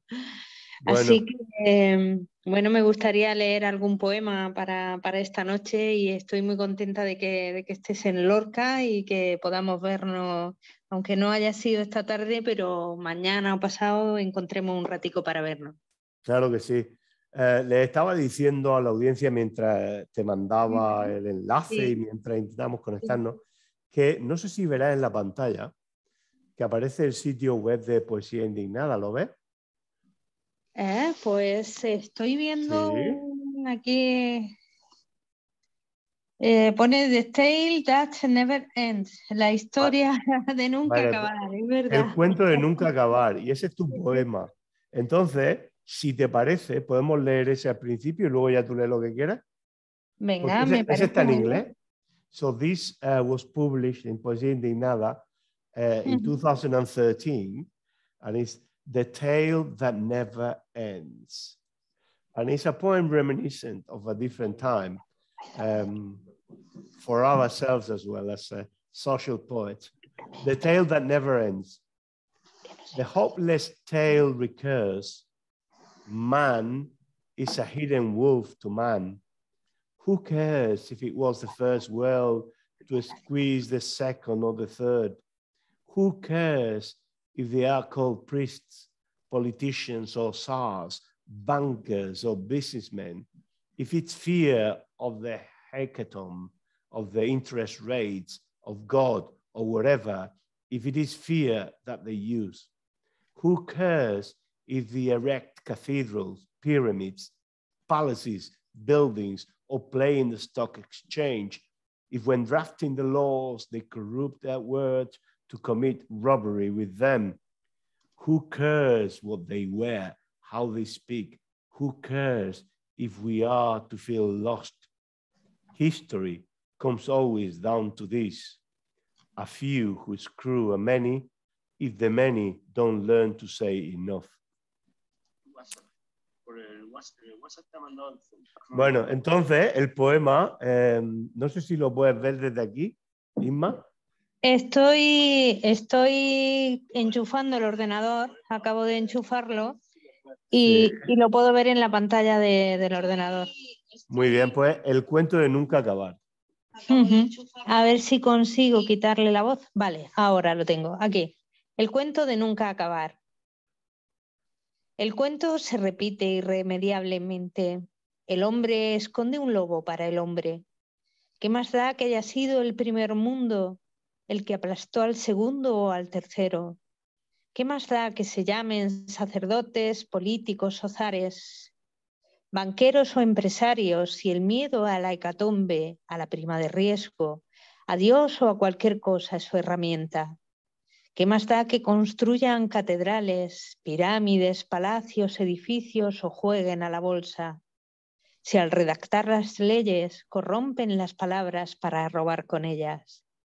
¿Qué más da cómo vistan, cómo hablen? ¿Qué más da para darnos por perdidos? La historia se resume en lo de siempre. Unos pocos que joden a unos muchos, si esos muchos no saben decir basta. Muy bien. Gracias. Bueno, lee lo que quieras. Si tú quieres decir algo sobre el poema, yo te traduzco un poco lo que vayas diciendo y en fin, pues lo hacemos así, ¿vale? Vale, me parece estupendo. Pues por aquí tengo un poema que es uno de los últimos y a veces es difícil el último poema tener un poco de perspectiva sobre él, pero me apetece mucho compartirlo con vosotros y Y se llama, de momento tiene un número de título, el número 1. It's one of her last poems, and because it's so recent, Inma thinks that it's difficult to have the right appreciation about the poem because it's so close in time. You don't have the right perspective. And it doesn't have a title yet. It's just a number. It's called número 1, number 1. Cuando miro mis cosas, me parece intuir su decadencia. Ese darse de sí unos milímetros, esa falta de brillo en algún vértice, ese pequeño roce entre las sisas apenas perceptible para unos ojos menos entrenados. Nuestras cosas aspiran disimuladamente al deterioro. Los teléfonos móviles, nada más sacarlos de su caja, aún en los cromados la lámina adhesiva protectora empiezan a apagarse. Mientras nadie los ve, los cepillos de dientes se desgreñan en las estanterías del aseo. El embrague en voz baja le pide que no rasque a la caja de cambios. No se diría que algo le suceda al vaso que pusimos muy cerca del abismo inoxidable del hondo fregadero. Los objetos nos tratan con ternura. Por nuestro bien prefieren que ignoremos que el principio del fin ya estaba escrito al principio del todo. I like this idea of the decay is written in the destiny of our little things, no? Our little objects in life aspire discreetly to decay, and they teach us, they know it, and they teach us that lesson. Muy bien. Algo así, sí.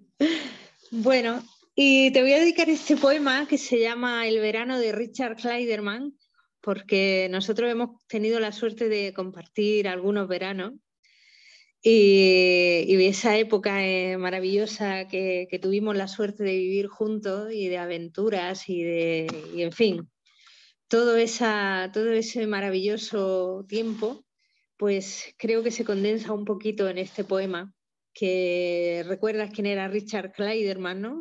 Pues aquel señor rubio que tocaba el piano y que, bueno, pues fue la banda sonora de unos veranos en los que nosotros éramos casi niños. So this is a poem that Inma, dedicates to our time together when we used to spend the summer as children together, because we used to holiday at the same time when we were children. That's how we know each other. And thank you, muchísimas gracias. Yo también tengo muy gratos recuerdos. And it's the summer of Richard Clayderman. And Richard Clayderman, the pianist, is the soundtrack of those splendid times of our youth and childhood. Muy bien, adelante. El verano de Richard Clayderman. Al entrar a la casa a mano izquierda se encontraba el sofá rojo de Skye. Era el amor entonces Richard Clayderman y los primos mayores ocupando por turnos el sofá entre besos y novias en bikini. El amor también era el pastor belga pelo largo y rojizo que dejaba comer de su ración a la perra sin dueño acostumbrada a correr con el rabo entre las piernas. Era la prima Gloria tomándose un gin tonic con ganas de llorar y la tía Paquita con vestido corto y lentejuelas rememorando el viaje antes de quedar viuda, un crucero por Grecia con su cena de capitán y mambo. Fueron tantas las formas del amor como habitantes tuvo aquella casa, tantas como usuarios del sofá, tantas como balada de Adelina sonó en el tocadiscos. Porque pasado el duelo, la vida siempre surge con más fuerza que con la que se fue. Los pocos que quedamos de aquel verano insólito, algún lunes decimos de tomar unas cañas, charlar de cualquier cosa, de alguna forma hacer las paces con los días, tal vez por celebrar que no aprendimos nada, en un lugar del centro que conserva asientos en color rojo de Skye. Muy chulo. Muy bonito, muchísimas gracias. Es maravilloso. Pues ya no sé si queréis... Espero que... Sí, dime, No, dime. lo que te iba a decir es que puedes leer todo el tiempo que quieras, pero que también te recuerdo que tenemos un evento todos los meses. Es decir, que puedes venir también el mes que viene y podemos prepararlo con un poco más de antelación, quizás tener el texto de algún poema, quizás preparar alguna traducción. Ya ves que aquí nos van las lenguas, ¿no? Sí, pues me parece perfecto. Quedamos convocados para el mes que viene. Te mando un poema con anticipación y así lo podemos traducir detalladamente. Y ahora pues damos paso al siguiente participante y seguimos disfrutando de esta noche fabulosa. Muchísimas gracias. El siguiente participante soy yo, que voy a poner un par de vídeos. Es decir, porque yo creo que nos merecemos, I think we deserve a little drink as well, yeah? So I'm going to finish with a couple of video poems in Spanish. If you don't know what it says, at least you will enjoy the images and the sounds. Sí. Y bueno, son dos poemas. Uno es muy corto. One is very short. So you need to pay attention to it. Disparadas. And it's called Disparadas. And I wrote this poem in Sao Paulo. I also wrote it in Portuguese because I was impressed to see a city of more than 20 million people and what it involves. And in fact, you have the poem on the screen in Spanish with images of Sao Paulo, but with the subtitles in Portuguese. I put the subtitles in Portuguese. Puse los subtítulos del poema en portugués, ¿vale? Entonces, Inma, aquí tenéis un poema mío en español y portugués, pero es muy breve, ¿vale? Así que atención.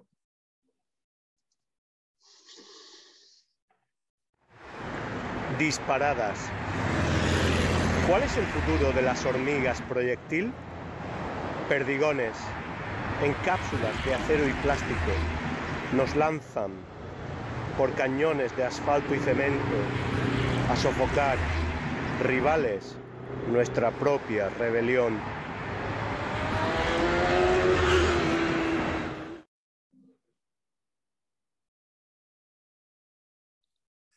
Nice.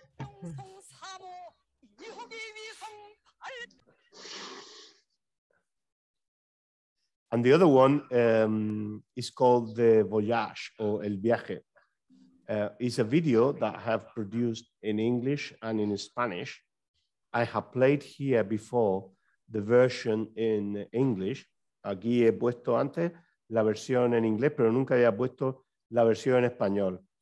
And it's a sort of poetry that I like to explore, which is tongue-in-cheek, but philosophical and deep, with some elements of, playful images. It's called El Viaje, The Voyage. Muy bien, pues aquí os dejo el viaje y espero que lo disfrutéis. And this will be the last of today. So thank you very much, everybody. Let's see El Viaje, The Voyage. Y ya nos vamos a tomarnos algo, ¿no? El Viaje, The Voyage.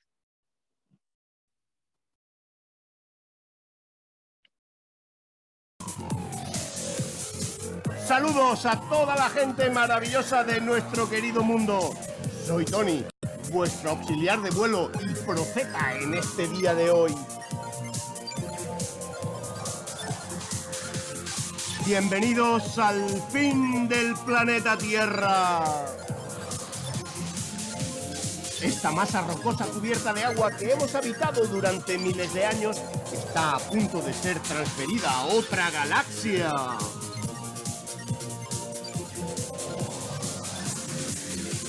Por desgracia, este es un viaje de alto riesgo, pero quienes hayáis sido buenas personas, estaréis libres de todo percance.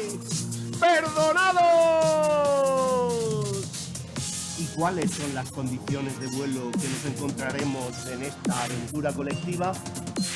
Pues bien, según la Oficina de Estadísticas Cósmicas y el Departamento de Algoritmos Climáticos, no tenemos que preocuparnos de nada. ¡Uh! Por favor, aseguraos de que todas vuestras moléculas de H2O están bien guardaditas arriba en el compartimento designado.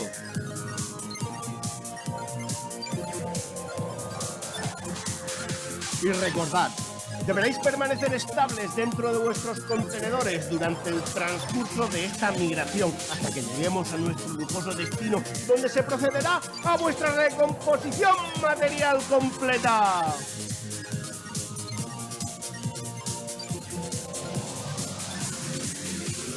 Y ahora, alcemos la mirada. El holograma de nuestro salvador y sponsor se va a proyectar en vuestra red subatómica de realidad virtual. Oremos, todos y cada uno de nosotros. Cualquier cosa que os apetezca, no importa. ¿Sí? ¿Sí? ¡Nuestra comandante está lista para el despegue! ¡Woo! ¡Nos vemos al otro lado del túnel!